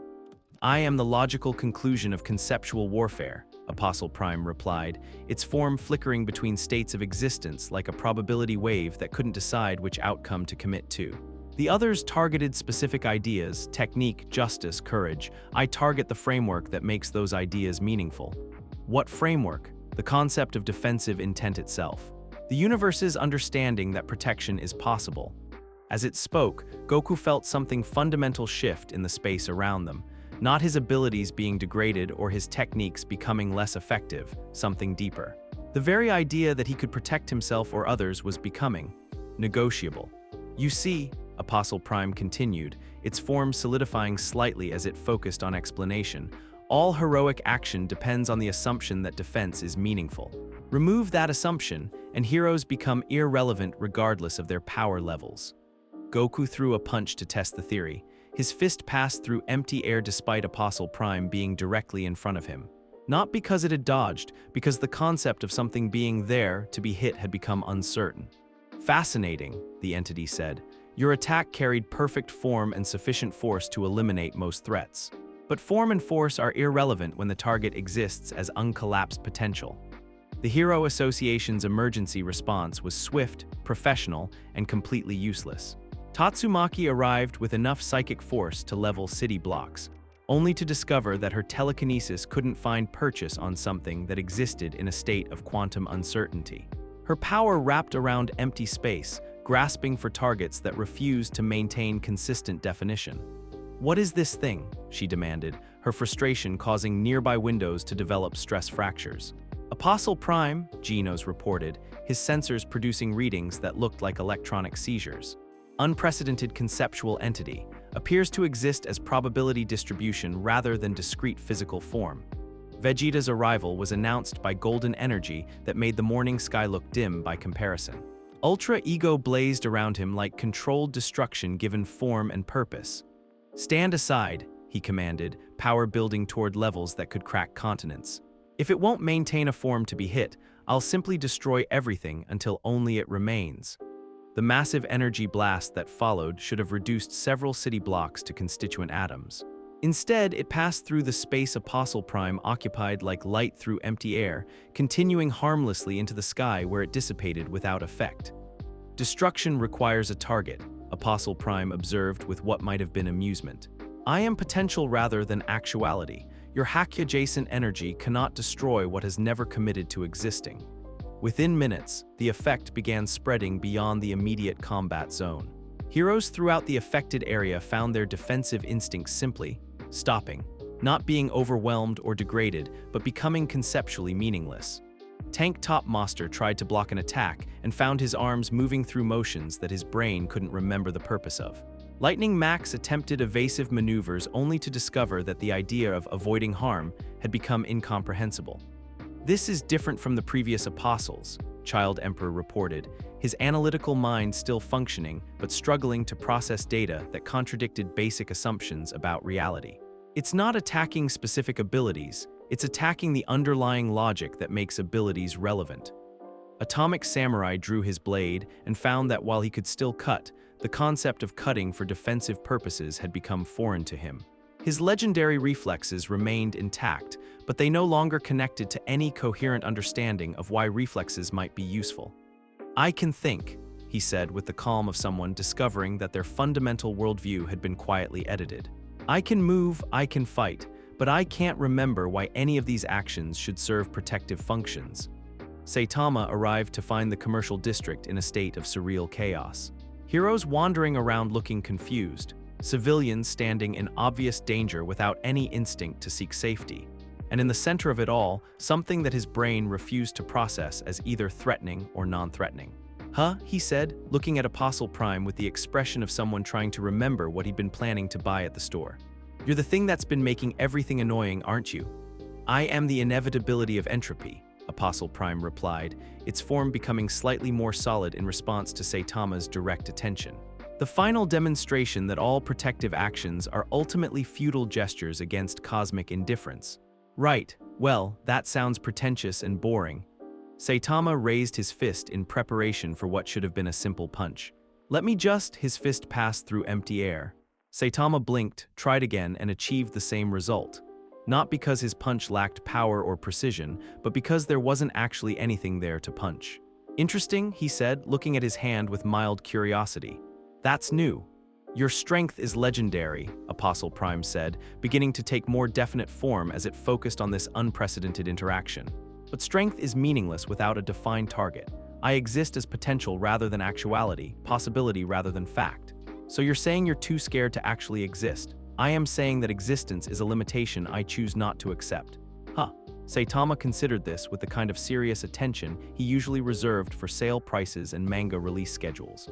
That's really annoying. I was looking forward to punching something today. As he spoke, reality seemed to agree with his assessment. The space around Apostle Prime became slightly less uncertain, as if Saitama's frustrated expectations were providing some kind of conceptual anchoring. Blast materialized in the combat zone with the desperate urgency of someone whose carefully maintained multiversal monitoring systems had just started screaming warnings about reality-threatening events. "Status report," he demanded, though his expression suggested he could already see the scope of the problem. "Conceptual warfare escalated beyond containment parameters," Genos replied with mechanical precision. "Entity exists as uncollapsed probability distribution, rendering conventional response ineffective. It's erasing the concept of defense itself," Goku added, still throwing unsuccessful punches at targets that refused to maintain consistent existence. "Not overpowering protection, but making the universe forget what protection means." Blast's expression darkened as he processed the implications. That's not just a local threat.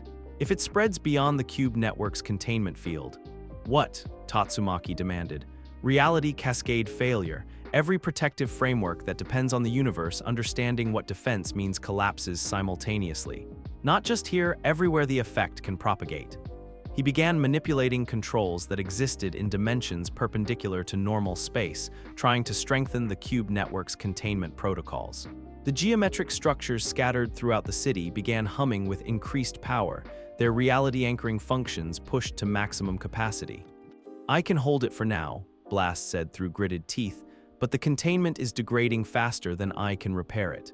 The entity is actively erasing the conceptual foundation that makes containment possible." "How long?" King asked, his deep voice carrying across the tactical communication network. "Maybe 30 minutes before the effect spreads beyond the city.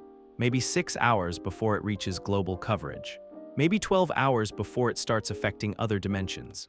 And then the universe forgets how to protect itself from anything, and everything that's ever been held back by defensive measures arrives at once." The silence that followed was the kind that usually preceded either miraculous solutions or apocalyptic endings.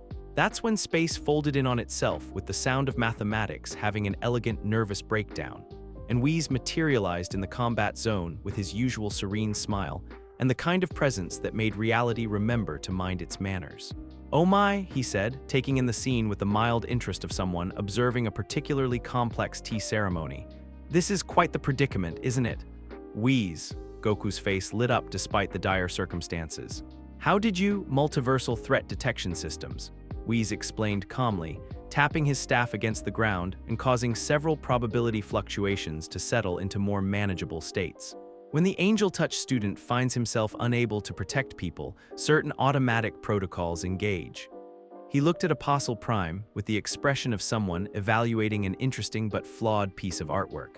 "You're attempting to erase the concept of defensive intent," he observed. "Quite ambitious, though fundamentally misguided. Defense isn't separate from existence, it's intrinsic to the structure of reality itself. Remove it completely, and causality becomes impossible." "Causality is an illusion," Apostle Prime replied, its form becoming more solid in response to Whis' divine attention. "All structures eventually collapse into entropy." "Perhaps," Whis agreed cheerfully. "But not today, I think." Before anyone could ask what he meant by that, space tore open again, and Beerus stepped through the dimensional rift with the casual authority of someone who had decided this situation required his personal attention. "Whis," the destroyer god said in his deceptively calm voice, "please tell me there's a good reason you've dragged me to this backwater dimension instead of letting me finish my nap." "Lord Beerus," Whis replied with a slight bow, "I believe you'll find this entity quite interesting.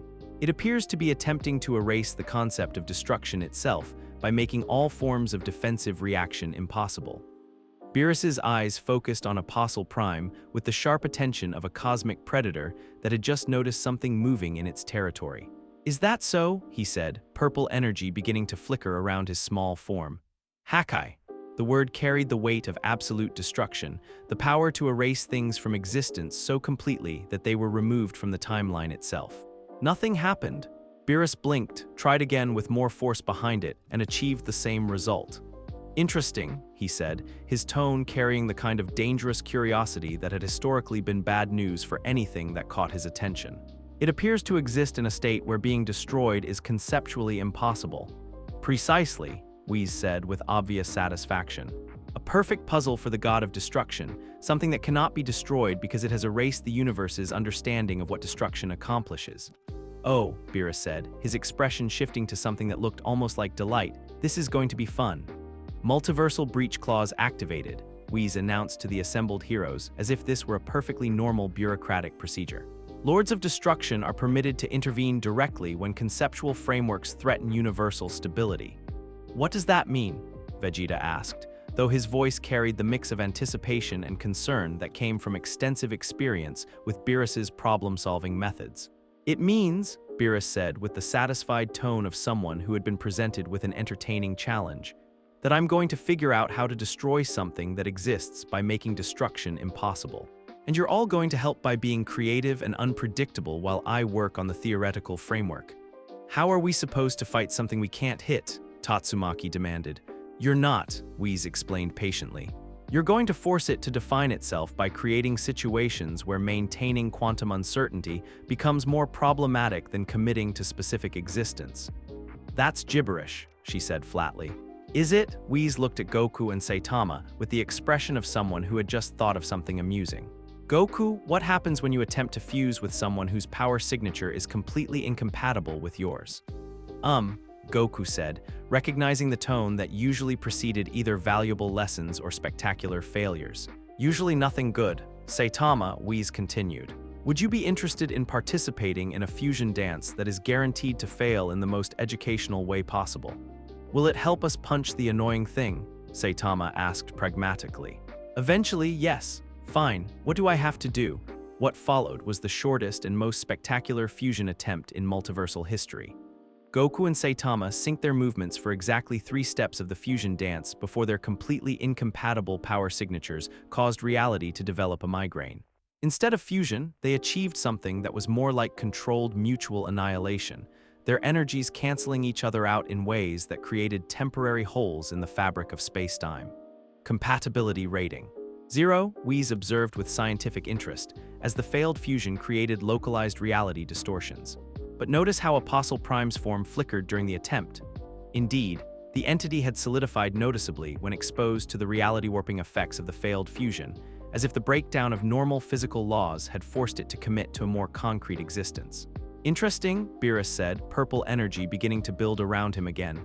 So it requires consistent physical laws to maintain uncertainty, disrupt causality sufficiently, and it becomes vulnerable to conventional destruction. Exactly, Whis agreed. Shall we proceed to phase 2 of the containment protocol? Oh yes, Beerus said with the kind of smile that made galaxies nervous. Let's see what happens when I try to destroy the concept of conceptual erasure itself. In the spaces between spaces, God observed the intervention of divine forces with something approaching concern for the first time since beginning its grand experiment. The angel and destroyer were operating on principles that existed outside local reality's framework entirely.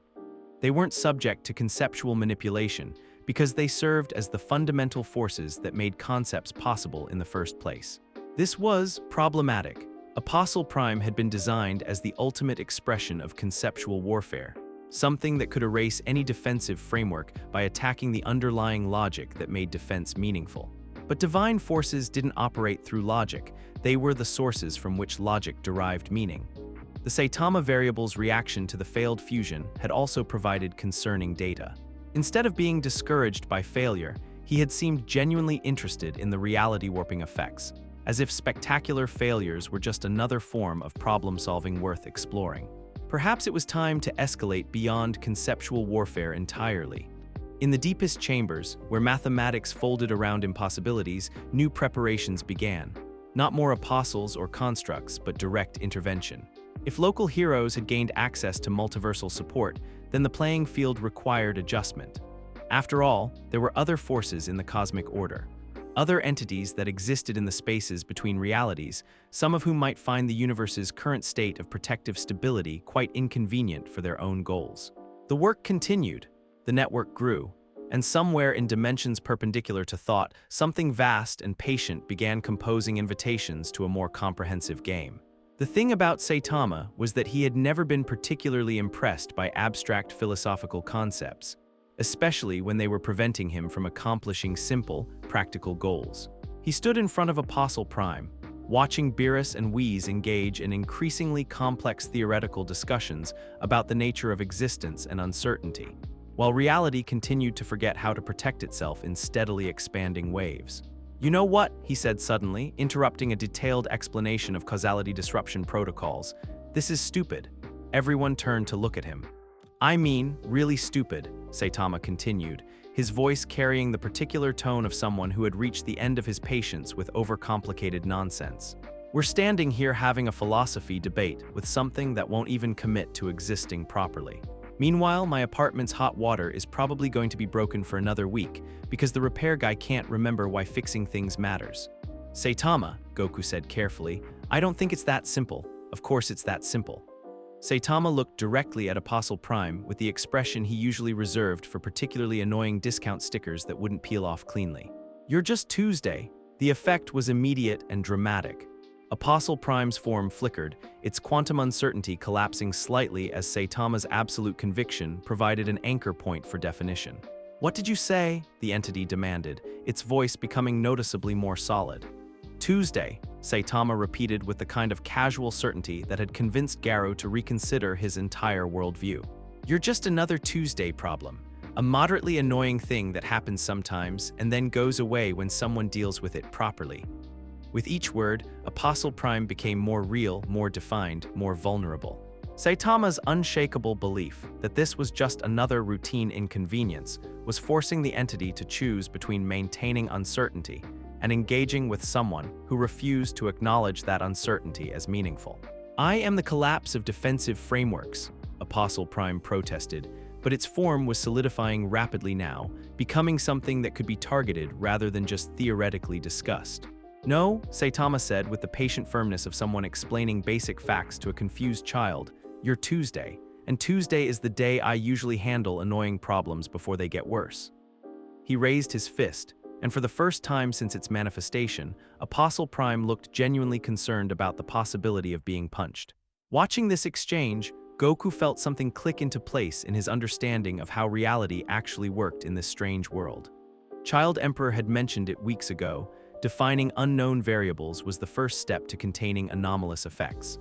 If you could name something, classify it, understand its parameters, you could predict how it would behave. But Goku had been approaching it backwards, trying to read Apostle Prime's intent when what he needed to do was create intent for it. "You're right," he said to Saitama, settling into a stance that looked completely different from his usual fighting forms. Not ultra instinct waiting to respond to an opponent's actions, but something more proactive. "It's just Tuesday." Instead of letting his instincts respond to what Apostle Prime was doing, Goku began imagining what it wanted to do, then moving to counter actions that existed only in his imagination. The paradox of using instinct to fight non-existence created exactly the kind of logical impossibility that forced uncertain entities to commit to specific configurations. "This is fascinating," Whis observed as both Saitama's naming and Goku's proactive responses caused Apostle Prime to become increasingly solid. "You're not fighting what it is, you're fighting what you've decided it has to be." "Impossible," Apostle Prime said, but its voice carried less certainty now. "You cannot impose definition on pure potential." "Watch us," Saitama replied, and the casual confidence in his voice made the space around them more stable, more real, more amenable to simple solutions like punching problems until they stopped being problems. The transformation spreading through the combat zone was visible to anyone with the right kind of enhanced perception. "Remarkable," Genos said, his sensors tracking the reality stabilization in real time. "The entity's probability distribution is collapsing into discrete states. It's becoming targetable." "More than targetable," Tatsumaki said, her psychic senses picking up something her conscious mind was still processing. "It's becoming ordinary, like just another monster that needs to be dealt with." She was right. As Saitama's casual dismissal and Goku's imaginative counterattacks forced Apostle Prime into increasingly specific forms, it was losing the abstract qualities that had made it so dangerous. The concept erasing abilities remained, but they were becoming attached to a concrete entity that could be fought, defeated, and ultimately disposed of through conventional heroic methods. "I can grab it now," Tatsumaki reported, her telekinesis finding purchase on something that was finally committed to having a physical form. "It's still powerful, but it's not indefinite anymore. All units." King's voice came over the tactical communication network, carrying the kind of quiet authority that made people pay attention even in the middle of reality-threatening crises. "Focus on treating the target as a standard dragon-level threat. Nothing special, nothing unprecedented. Just another monster that needs to be stopped before it causes more damage." The effect of his words was immediate. Across the combat zone, heroes began approaching Apostle Prime not as an incomprehensible conceptual entity, but as the kind of powerful but ultimately manageable threat they dealt with regularly. But King's intervention was more than just tactical coordination. His naturally deep voice carried across not just radio frequencies, but through the cube network itself, reaching heroes throughout the affected areas. "Even when we can't protect," his broadcast continued, "we can still care. Even when our abilities fail, our intentions remain. Even when the universe forgets what defense means, we remember why we became heroes in the first place."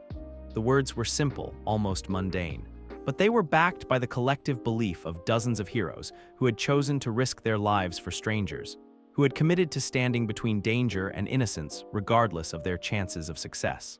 And in a reality where concepts had become negotiable, collective belief carried real weight.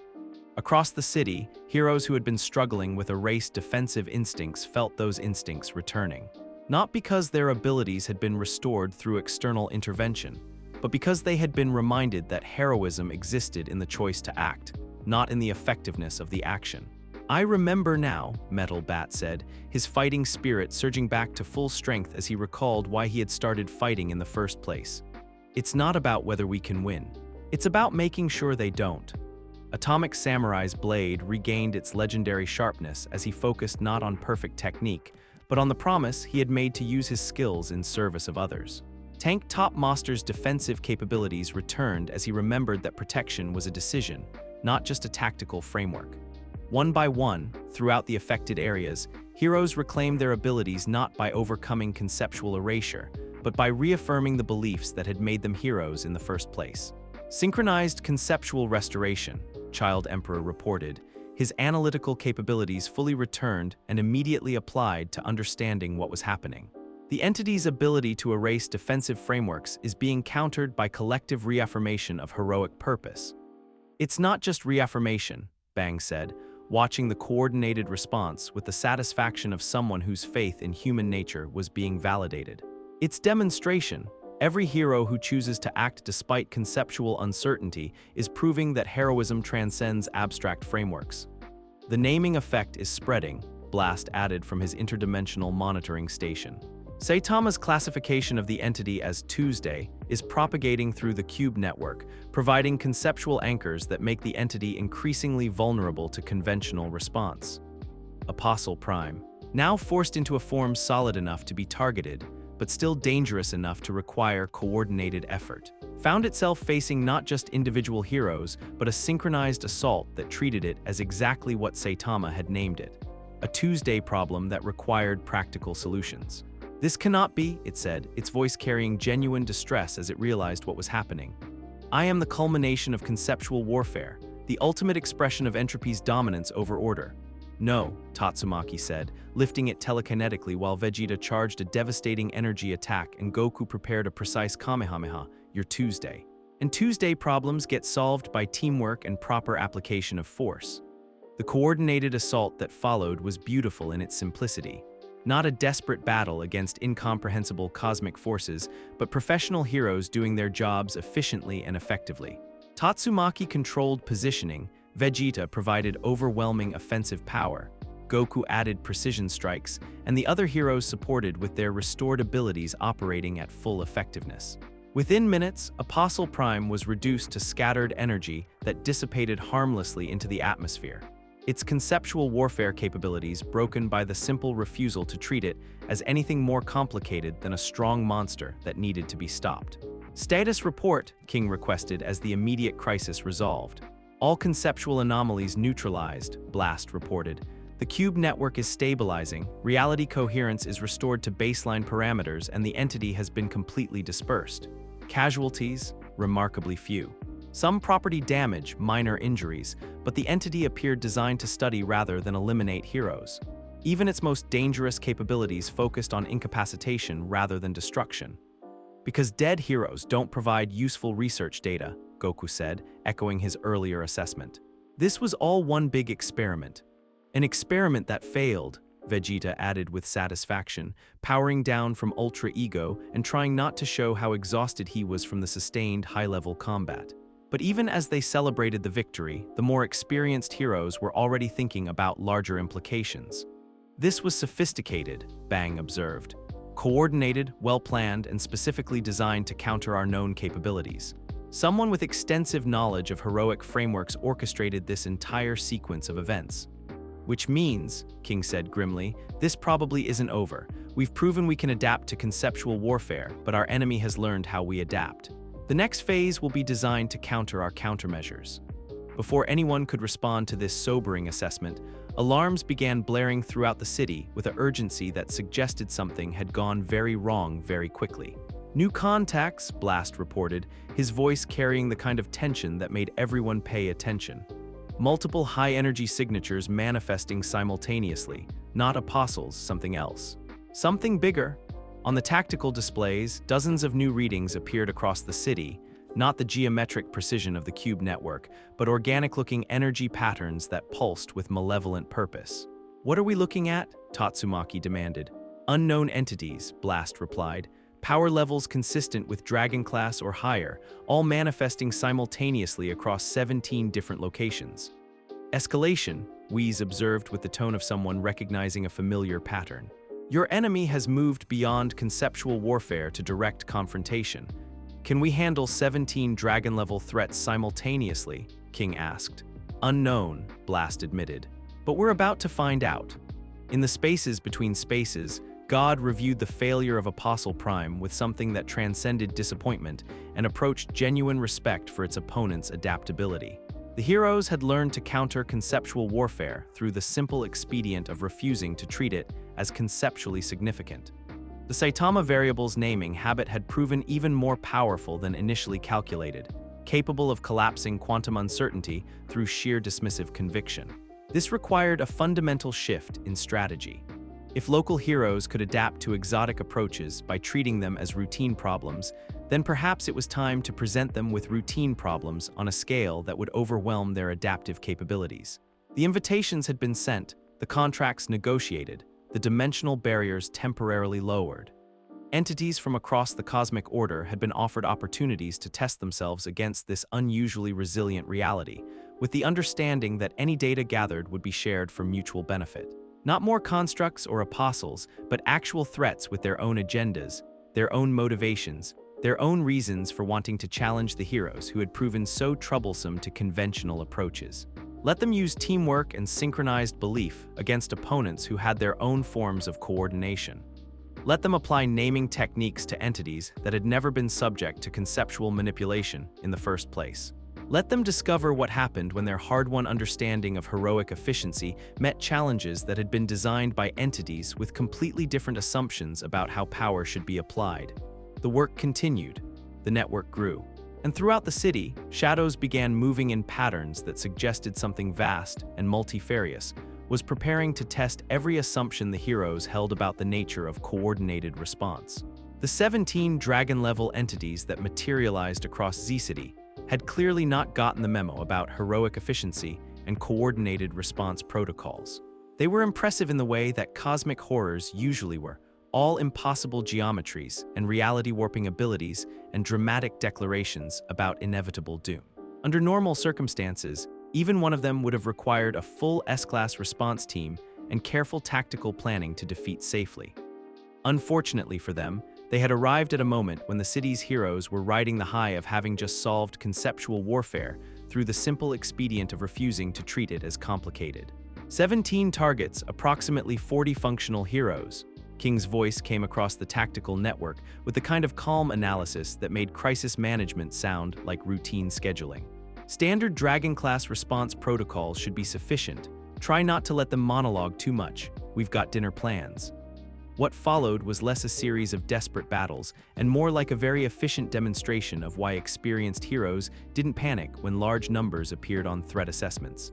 Tatsumaki took 3 of the entities simultaneously, her restored psychic abilities letting her juggle continent-threatening forces like particularly annoying tennis balls. Vegeta claimed 4 more with the satisfied air of someone working out post-battle stress through aggressive property damage. The remaining 10 found themselves facing teams of heroes who had learned to synchronize their abilities for maximum efficiency and minimum drama. Within an hour, 16 of the 17 threats had been neutralized with what the Hero Association's incident reports would later describe as disturbingly casual professionalism. The 17th entity lasted long enough to finish its opening monologue about cosmic insignificance before Saitama arrived, and ended the conversation with a punch that suggested he was getting impatient with the whole situation. "Well," Goku said as the cleanup crews began their familiar routine of cataloging damage and filing paperwork, "that was easier than expected."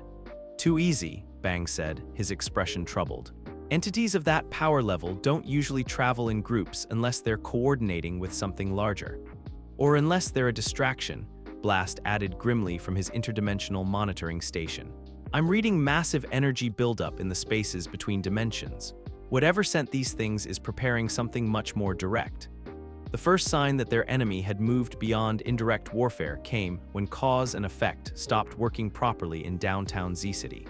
It started small. A hero would throw a punch that connected before the punch was thrown, or a villain would dodge an attack that hadn't been aimed yet. Easily dismissed as sensor errors or delayed perceptions until more fundamental violations began manifesting. "My coffee is hot," before I turned on the machine. One of the emergency response coordinators reported with the bewildered tone of someone whose morning routine had been personally insulted by the laws of physics. "Also, it's somehow the coffee I was planning to buy tomorrow." Child Emperor's instruments began registering temporal paradoxes and causal loops that shouldn't have been possible within stable reality. "Something is actively erasing the concept of sequential causation," he reported. "Events are happening in random order relative to their triggers." "Not random," Blast corrected, his multiple consciousness nodes providing data from across several dimensional states simultaneously. "Deliberately disrupted. God isn't just attacking heroes anymore, it's attacking the underlying framework that makes heroic action meaningful." The situation deteriorated rapidly. Heroes found themselves fighting battles that had ended before they began, rescuing people who had been saved by different versions of themselves from alternate time streams. The cube network throughout the city began resonating with frequencies that made reality forget how to maintain consistent physical laws. "This is unprecedented," Genos reported, his sensors struggling to process data that contradicted basic assumptions about how information should flow through time. "The entity appears to be erasing fundamental concepts like before and after and because and therefore." "Why would it do that?" Tatsumaki demanded, though her question was answered by a version of herself from 3 minutes in the future who had already figured it out. "Because," future Tatsumaki said with grim understanding, "if cause and effect don't work consistently, then heroic actions can't reliably produce heroic results. Save someone and they might die anyway. Defeat a villain and they might never have been threatening anyone. Every victory becomes meaningless because meaning requires sequential causation."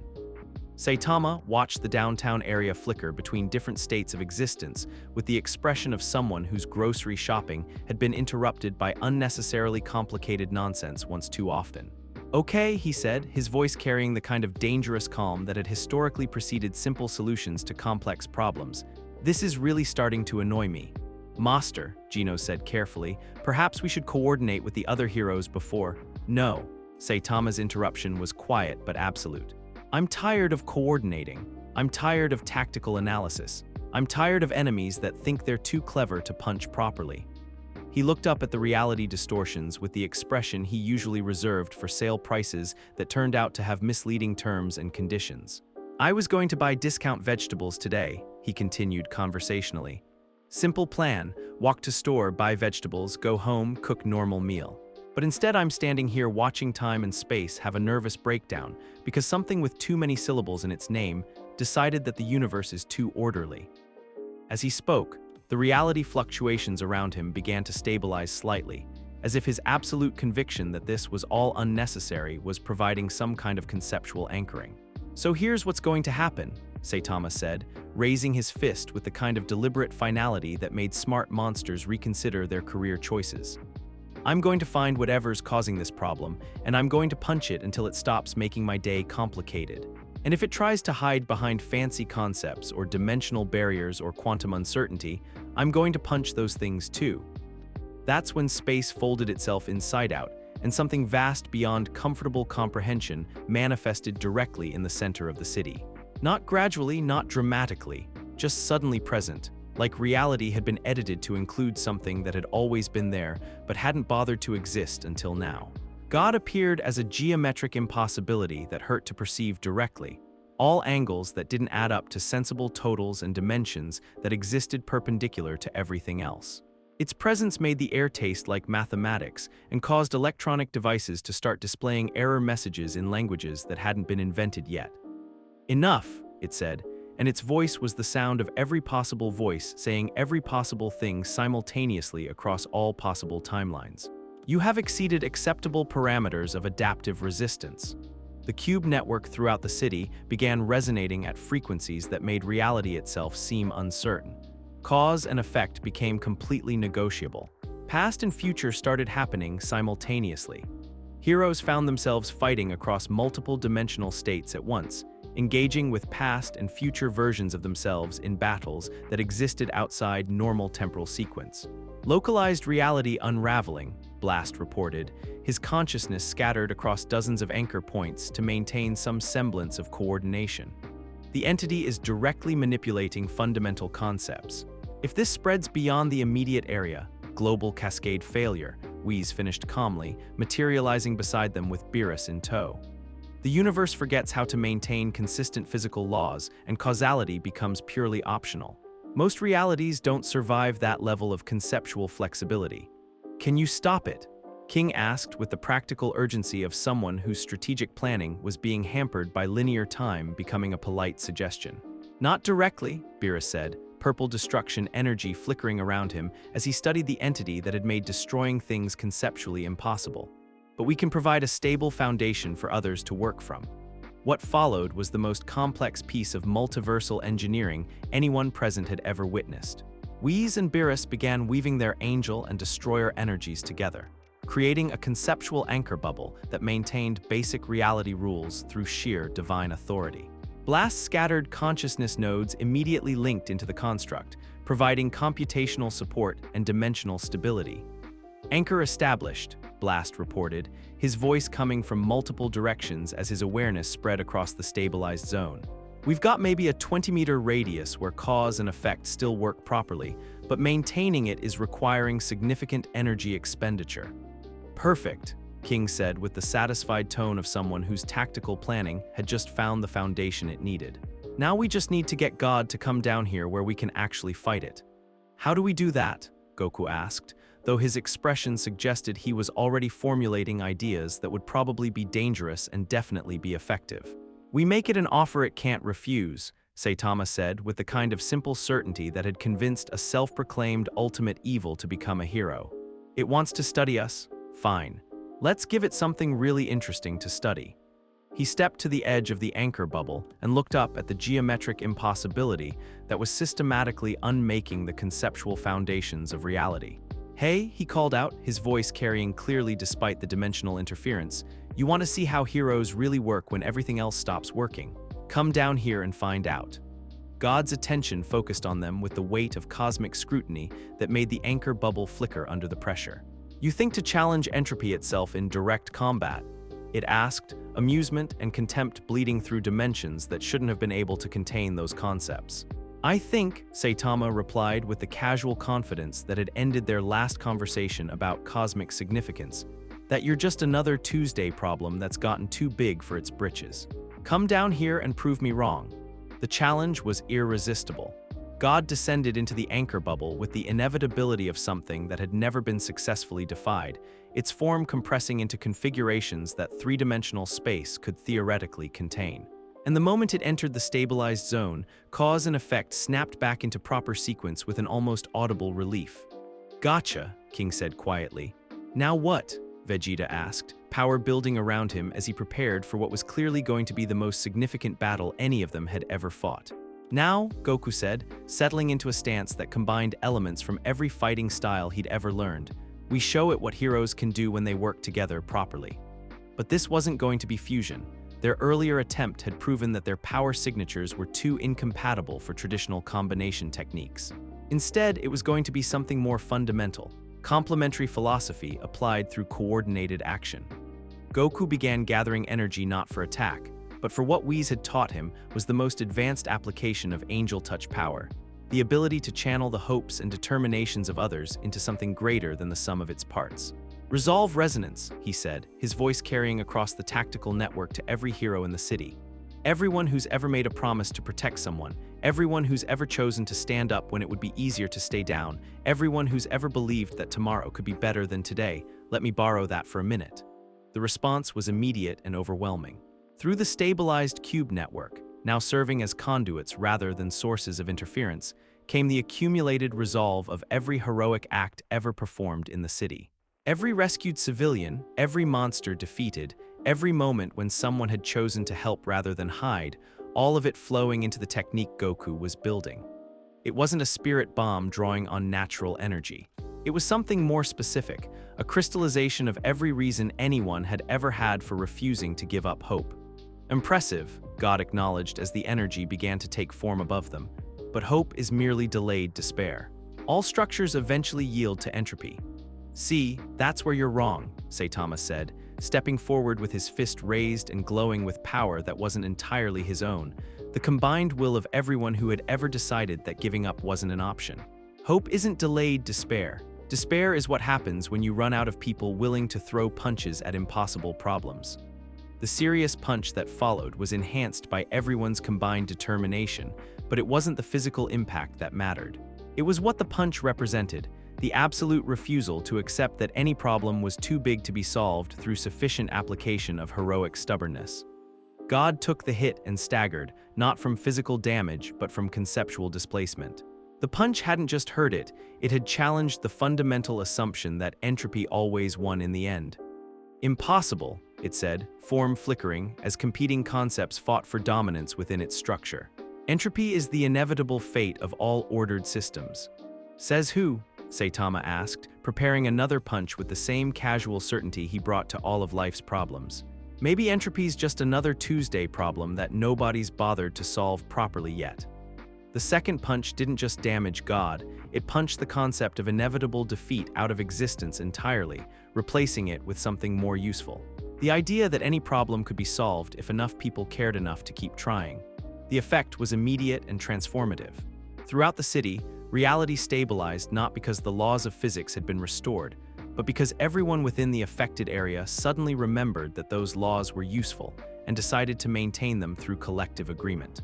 The cube network, no longer serving as sources of conceptual interference, transformed into something more constructive, a distributed system for coordinating heroic action and ensuring that everyone's efforts supported everyone else's goals. God itself underwent the most dramatic change. Stripped of its certainty about entropy's dominance, it found itself faced with a choice. Continue trying to prove that despair was inevitable, or admit that maybe the heroes had a point about hope being more useful than pessimism. "This is unexpected," it said, its form becoming more stable as it processed concepts it had never seriously considered before. "You have demonstrated that ordered systems can resist entropy through stubborn refusal to accept defeat." "Pretty much," Saitama confirmed. "Turns out most problems aren't actually impossible, they're just really annoying and require more effort than people want to spend on them." "But that's..." God paused, apparently struggling with implications that challenged its fundamental worldview. "That's completely illogical. Entropy should always increase, order should always decay, hope should always yield to despair." "Should according to who?" Goku asked with genuine curiosity.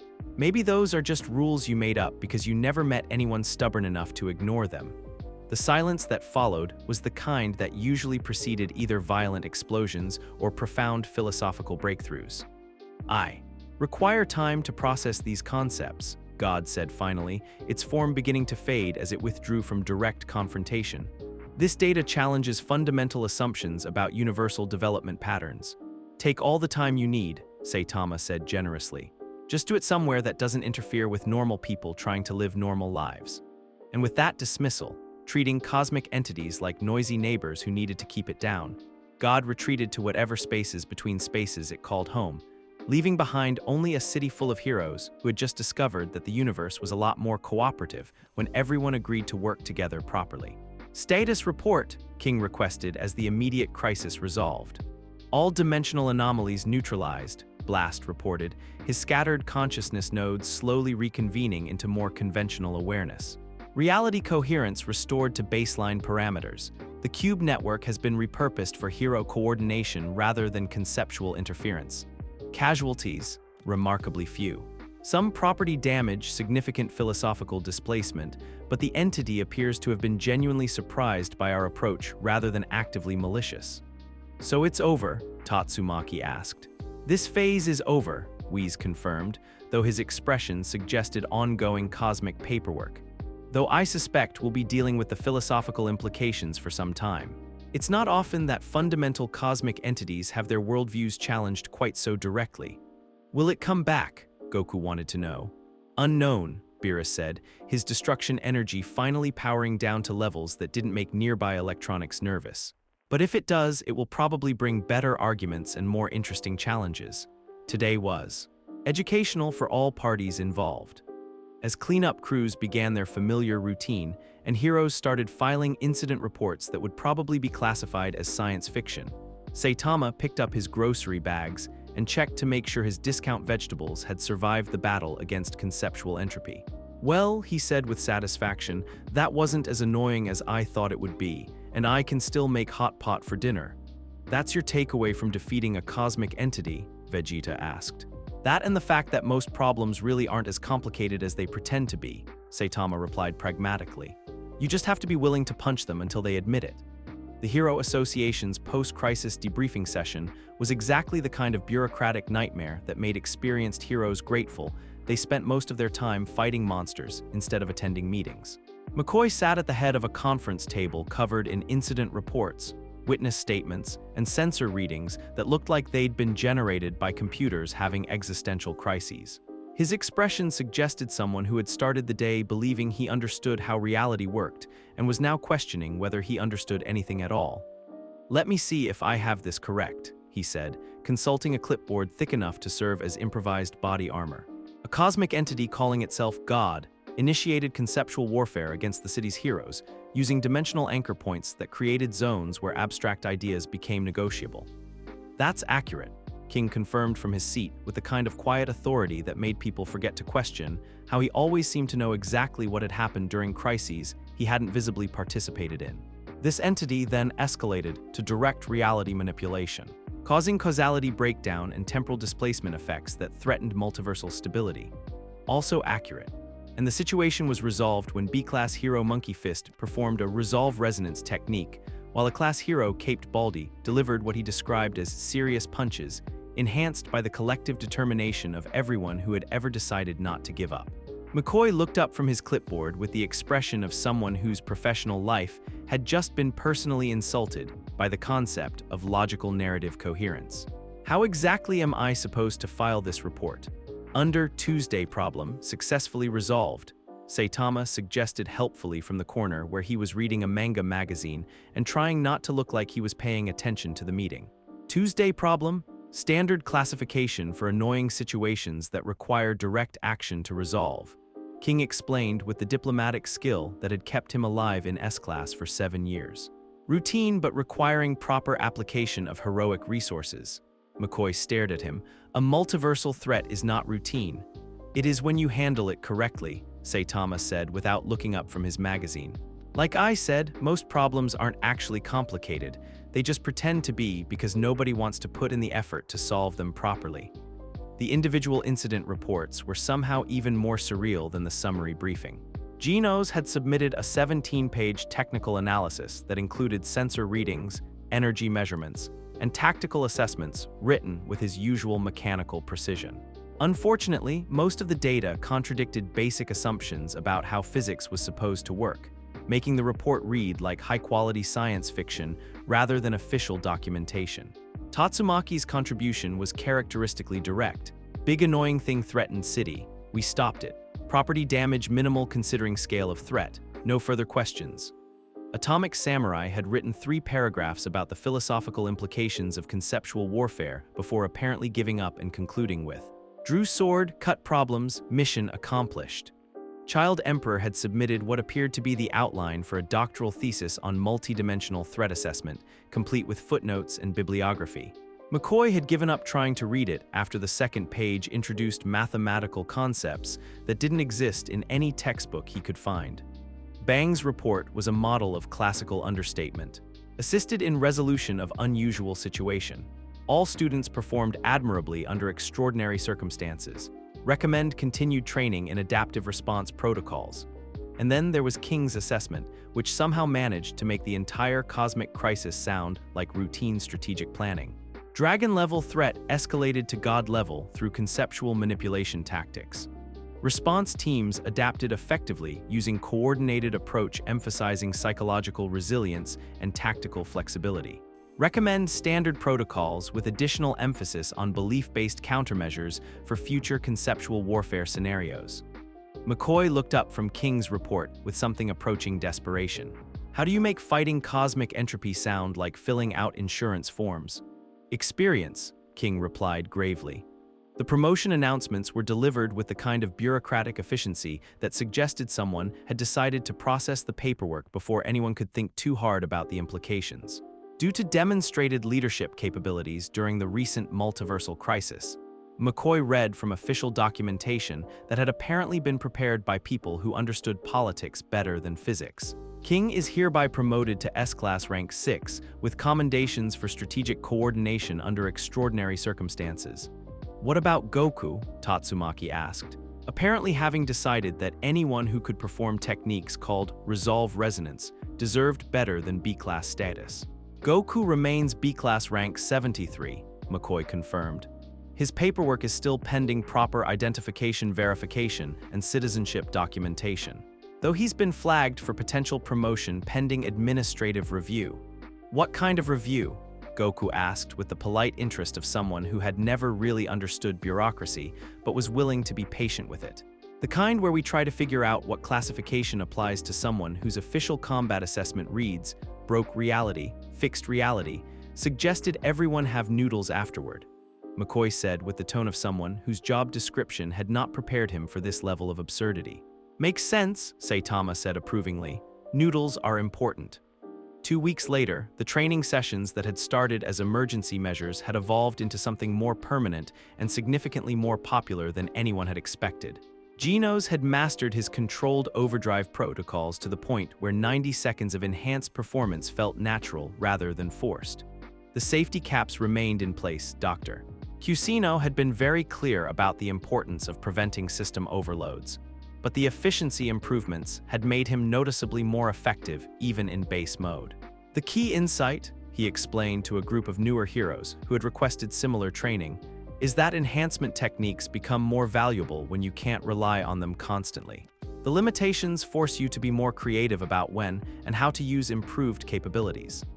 Mumen Rider's key durability training had progressed to the point where he could maintain basic protection for almost 10 minutes before exhaustion set in. Still not enough for extended battles, but sufficient to let him survive encounters long enough for backup to arrive. It's amazing, he told anyone who would listen. I'm still not strong enough to win fights against monsters, but now I'm tough enough to not lose them immediately. That's actually a huge improvement in practical terms. Fubuki had become unexpectedly skilled at psychic key harmony, her natural collaborative instincts making her better at the synchronized techniques than her more powerful sister. The mental strain still limited her to short bursts of enhanced ability, but those bursts were impressive enough to earn genuine respect from heroes who had previously dismissed her as Tatsumaki's weaker sister. The harmony amplifies everything, she explained to her Blizzard group, most of whom were now requesting similar training. Not just raw power, but precision, coordination, tactical awareness. It's like having temporary access to abilities you knew you had but never knew how to use properly. The friendship dynamics that had developed during the crisis proved more durable than anyone had expected. Vegeta and Tatsumaki's rivalry had evolved into something that was more competitive partnership than actual antagonism. They still argued constantly, but their arguments now focused on tactical approaches and training methods rather than who was in charge. "Your psychic manipulation techniques are crude but effective," Vegeta would say while reviewing combat footage from their joint exercises. "Your royal attitude is annoying, but your power application is actually pretty sophisticated," Tatsumaki would reply. It was the closest either of them had ever come to expressing mutual respect, and everyone who worked with them learned to translate their insults as acknowledgments of professional competence. Bang and Bomb had taken to inviting Goku for regular tea ceremonies that somehow always turned into philosophical discussions about the nature of strength and responsibility. Goku's perspectives on training under divine instruction provided fascinating contrasts to their more traditional martial arts backgrounds. "The key difference," Bang observed during one such session, "is that your angel teacher helped you discover what you were naturally capable of, while most of us learn by trying to imitate what others have achieved. Both approaches work." Goku agreed, but I think the best training combines them, learning from others while staying true to what makes you unique. Genos had appointed himself unofficial coordinator for the city's enhanced training programs, applying his analytical capabilities to developing safe protocols for heroes with different power types and experience levels. His enthusiasm for optimization and improvement made him naturally good at helping others identify their training needs. Even Amai Mask had gotten involved, though his participation came with the kind of dramatic flair that made everyone else grateful they'd learned to work together effectively. "If we're going to have enhanced heroes," he'd announced during one of the coordination meetings, "they need to maintain proper aesthetic standards. Power without beauty is merely barbarism." Nobody was quite sure what that meant in practical terms, but his costume design suggestions had actually been useful, so everyone let him contribute in whatever way made him happy. King's apartment had become the unofficial meeting place for what everyone was privately calling the inner circle. The heroes who had been most directly involved in the conceptual warfare crisis and had therefore developed working relationships that transcended normal hero association hierarchies. Gaming night had evolved into something that was part strategic planning session, part social gathering, and part ongoing education in the practical applications of teamwork. "The key insight from the God encounter," King explained while simultaneously winning at a fighting game and conducting tactical analysis, "is that most cosmic-level threats assume we'll respond according to their understanding of how power works. When we respond according to our own understanding instead, they have trouble adapting. Because they're prepared for us to be impressed by them," Saitama added, failing spectacularly at the same game but seeming genuinely entertained by the failure. "But when you treat cosmic entities like Tuesday problems, they don't know how to maintain their mystique."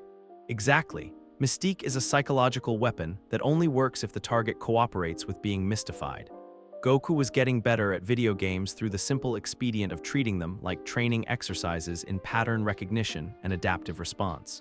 His improvement curve was steep enough that he was starting to provide actual competition for King, which everyone found unreasonably entertaining. "It's like sparring," Goku had realized, but with more complicated rules and better snacks. The city's recovery from the conceptual warfare crisis had been remarkably swift, helped by the fact that most civilians had experienced the effects as temporary confusion rather than existential threat. The Hero Association's Public Relations Department had managed to frame the entire incident as unusual monster activity requiring coordinated response, which was technically accurate while avoiding the kind of cosmic implications that would have caused widespread panic.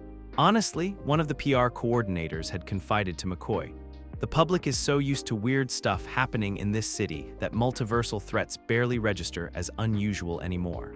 As long as the heroes fix it and nobody's apartment gets destroyed, most people just go about their normal routines." The Cube network had been repurposed into something genuinely useful, a citywide coordination system that helped emergency responders, heroes, and civilian services work together more effectively. Instead of creating zones of conceptual instability, the geometric structures now served as communication relays and sensor arrays that made the entire city more responsive to problems before they became crises. It's like having a nervous system, Child Emperor had explained during one of his technical briefings. The network lets us detect problems early and coordinate responses before situations escalate beyond manageable parameters. Property damage had been minimal considering the scale of the threat, mostly because the heroes had learned to prioritize civilian safety and infrastructure protection even during reality-threatening battles. The cleanup costs were actually lower than most Dragon-level incidents, which had made the association's accounting department unreasonably happy. 3 days after the crisis resolution, Whis appeared in Saitama's apartment with the characteristic lack of drama that somehow made his presence more impressive than elaborate manifestations would have been. "I'm afraid it's time to collect my students," he said with the polite regret of someone whose schedule didn't allow for extended vacations. "The dimensional breach clause has been satisfied, but there are other responsibilities that require attention." Goku and Vegeta were in the middle of helping Saitama prepare dinner, a process that had revealed interesting cultural differences in approach to food preparation and teamwork. "Already?" Goku asked, looking genuinely disappointed. "But we were going to try that hot pot place Saitama recommended. And I haven't finished analyzing the local training methods," Vegeta added with the grudging admission that he'd found the experience more educational than he'd expected. "I'm sure arrangements can be made for future visits," Whis said diplomatically. "The dimensional corridor remains stable, and cross-universal cultural exchange has proven illuminating for all parties involved. Future visits." Goku's face lit up with the kind of enthusiasm that usually preceded either wonderful adventures or significant property damage.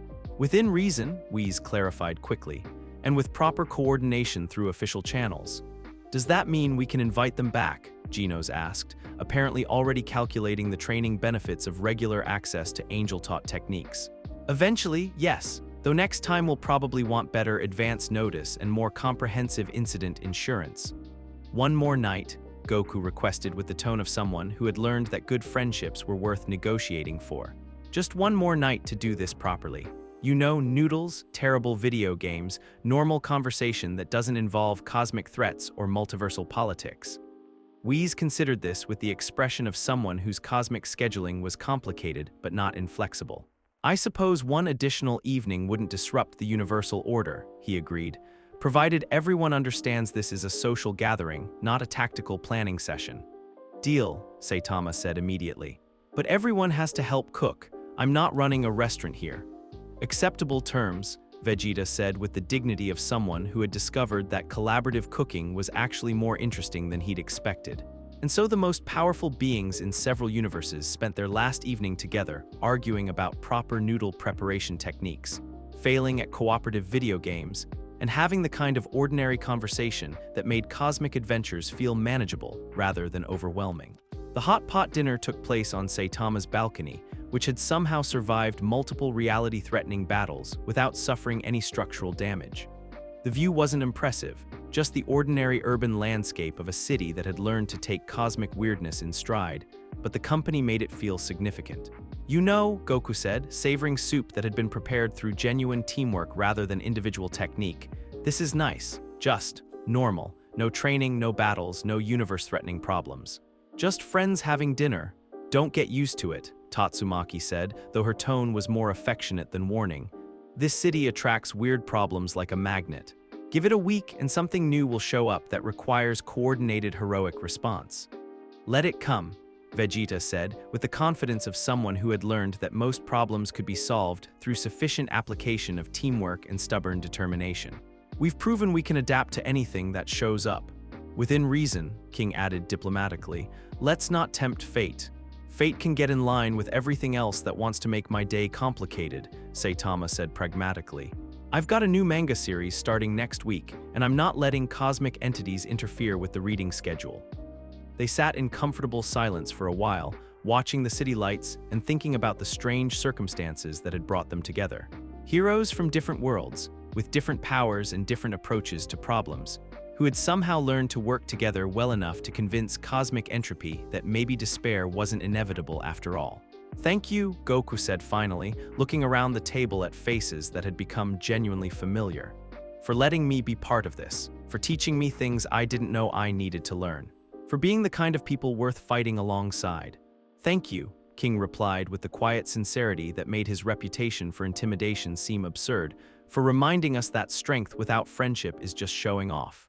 The goodbye the next morning was exactly as awkward and sentimental as everyone had expected it to be. Whis opened the dimensional corridor in the park where Goku had first crash-landed, apparently believing in the poetry of circular narrative structure. The tier in spacetime burned with familiar golden energy, and beyond it they could see glimpses of the divine realm where angels and destroyers spent their time maintaining cosmic balance. "Stay in touch," Gino said, which was probably the most emotional statement anyone had ever heard from him. "Don't punch any concepts while we're gone," Goku replied, hugging his cyborg friend with the kind of casual affection that made complex people simple. "Try not to let your royal attitude get you into too much trouble," Tatsumaki said to Vegeta, which was probably the closest she would ever come to expressing genuine concern for someone. "Try not to let your psychic powers make you overconfident," Vegeta replied, which was probably the closest he would ever come to expressing genuine respect for someone. "Take care of each other," Bang said with the wisdom of someone who had learned that the strongest techniques were the ones that brought people together rather than driving them apart. "We will," Saitama confirmed. "And if you're ever in the neighborhood and want to try that ramen place, you know where to find us." Goku paused at the threshold of the dimensional corridor, looking back at the city that had become unexpectedly dear to him. "Hey," he called out to Saitama, "keep an eye on that dimensional resonance thing Whis mentioned. If I can figure out how to trace back through the corridor trail, maybe I can visit sometime." "Bring takeout," Saitama replied. "Good takeout, not the kind of cosmic cuisine that tastes like enlightenment." "Deal." And with that, they were gone, the dimensional corridor sealing itself with a soft whisper of displaced air and the kind of finality that suggested some stories were meant to have proper endings. 6 months later, Saitama was having a perfectly ordinary Tuesday when reality politely knocked on his balcony door. He looked up from his manga to see Goku standing outside, grinning and holding takeout bags from what appeared to be the best ramen shop in 3 universes. "Hey Saitama," Goku called through the glass. "Want to spar?" Saitama considered this. His afternoon had been pleasantly boring, no monster attacks, no cosmic threats, no conceptual warfare. Just quiet time with good reading material and the prospect of discount shopping later. On the other hand, it had been 6 months since he'd had a proper conversation with someone who treated universe-threatening problems like interesting technical challenges rather than existential crises. He set down his manga, opened the balcony door, and grinned back at his friend. "Did you bring the good ramen? The best ramen. Whis says it's prepared using techniques that exist in 17 dimensions simultaneously." "That sounds unnecessarily complicated," Saitama said approvingly. "Come on in, we can eat first, then figure out somewhere with enough space for you to show me what you've learned without breaking my neighborhood." As Goku stepped into the apartment, both of them grinning like kids who had just discovered that good friendships could transcend little things like dimensional barriers and cosmic bureaucracy, the city of Z settled into another perfectly ordinary evening. Somewhere in the distance, a monster alarm was sounding. Somewhere else, heroes were responding with the kind of efficient teamwork that had become routine since learning that most problems could be solved through proper application of coordination and stubborn optimism. And on a balcony in the residential district, 2 of the strongest people in several universes sat down to share noodles and catch up on 6 months of adventures, secure in the knowledge that no matter what cosmic weirdness the universe decided to throw at them, they had friends worth fighting alongside and problems that were only as complicated as they chose to make them. The story continued, the friendship endured, and Tuesday remained the best day for solving problems through direct action and good food. So yeah, Goku and Saitama just convinced a cosmic entity that maybe despair isn't actually inevitable by punching it really, really hard while powered by everyone's collective refusal to give up. Peak fiction right there. Honestly, my favorite part was watching Saitama treat reality-breaking threats like mild inconveniences, while Goku slowly realizes that sometimes the most profound technique is just ignore the rules and see what happens. What got you the most hyped? The psychic key harmony stuff, Vegeta being stubbornly royal at a concept-erasing monster.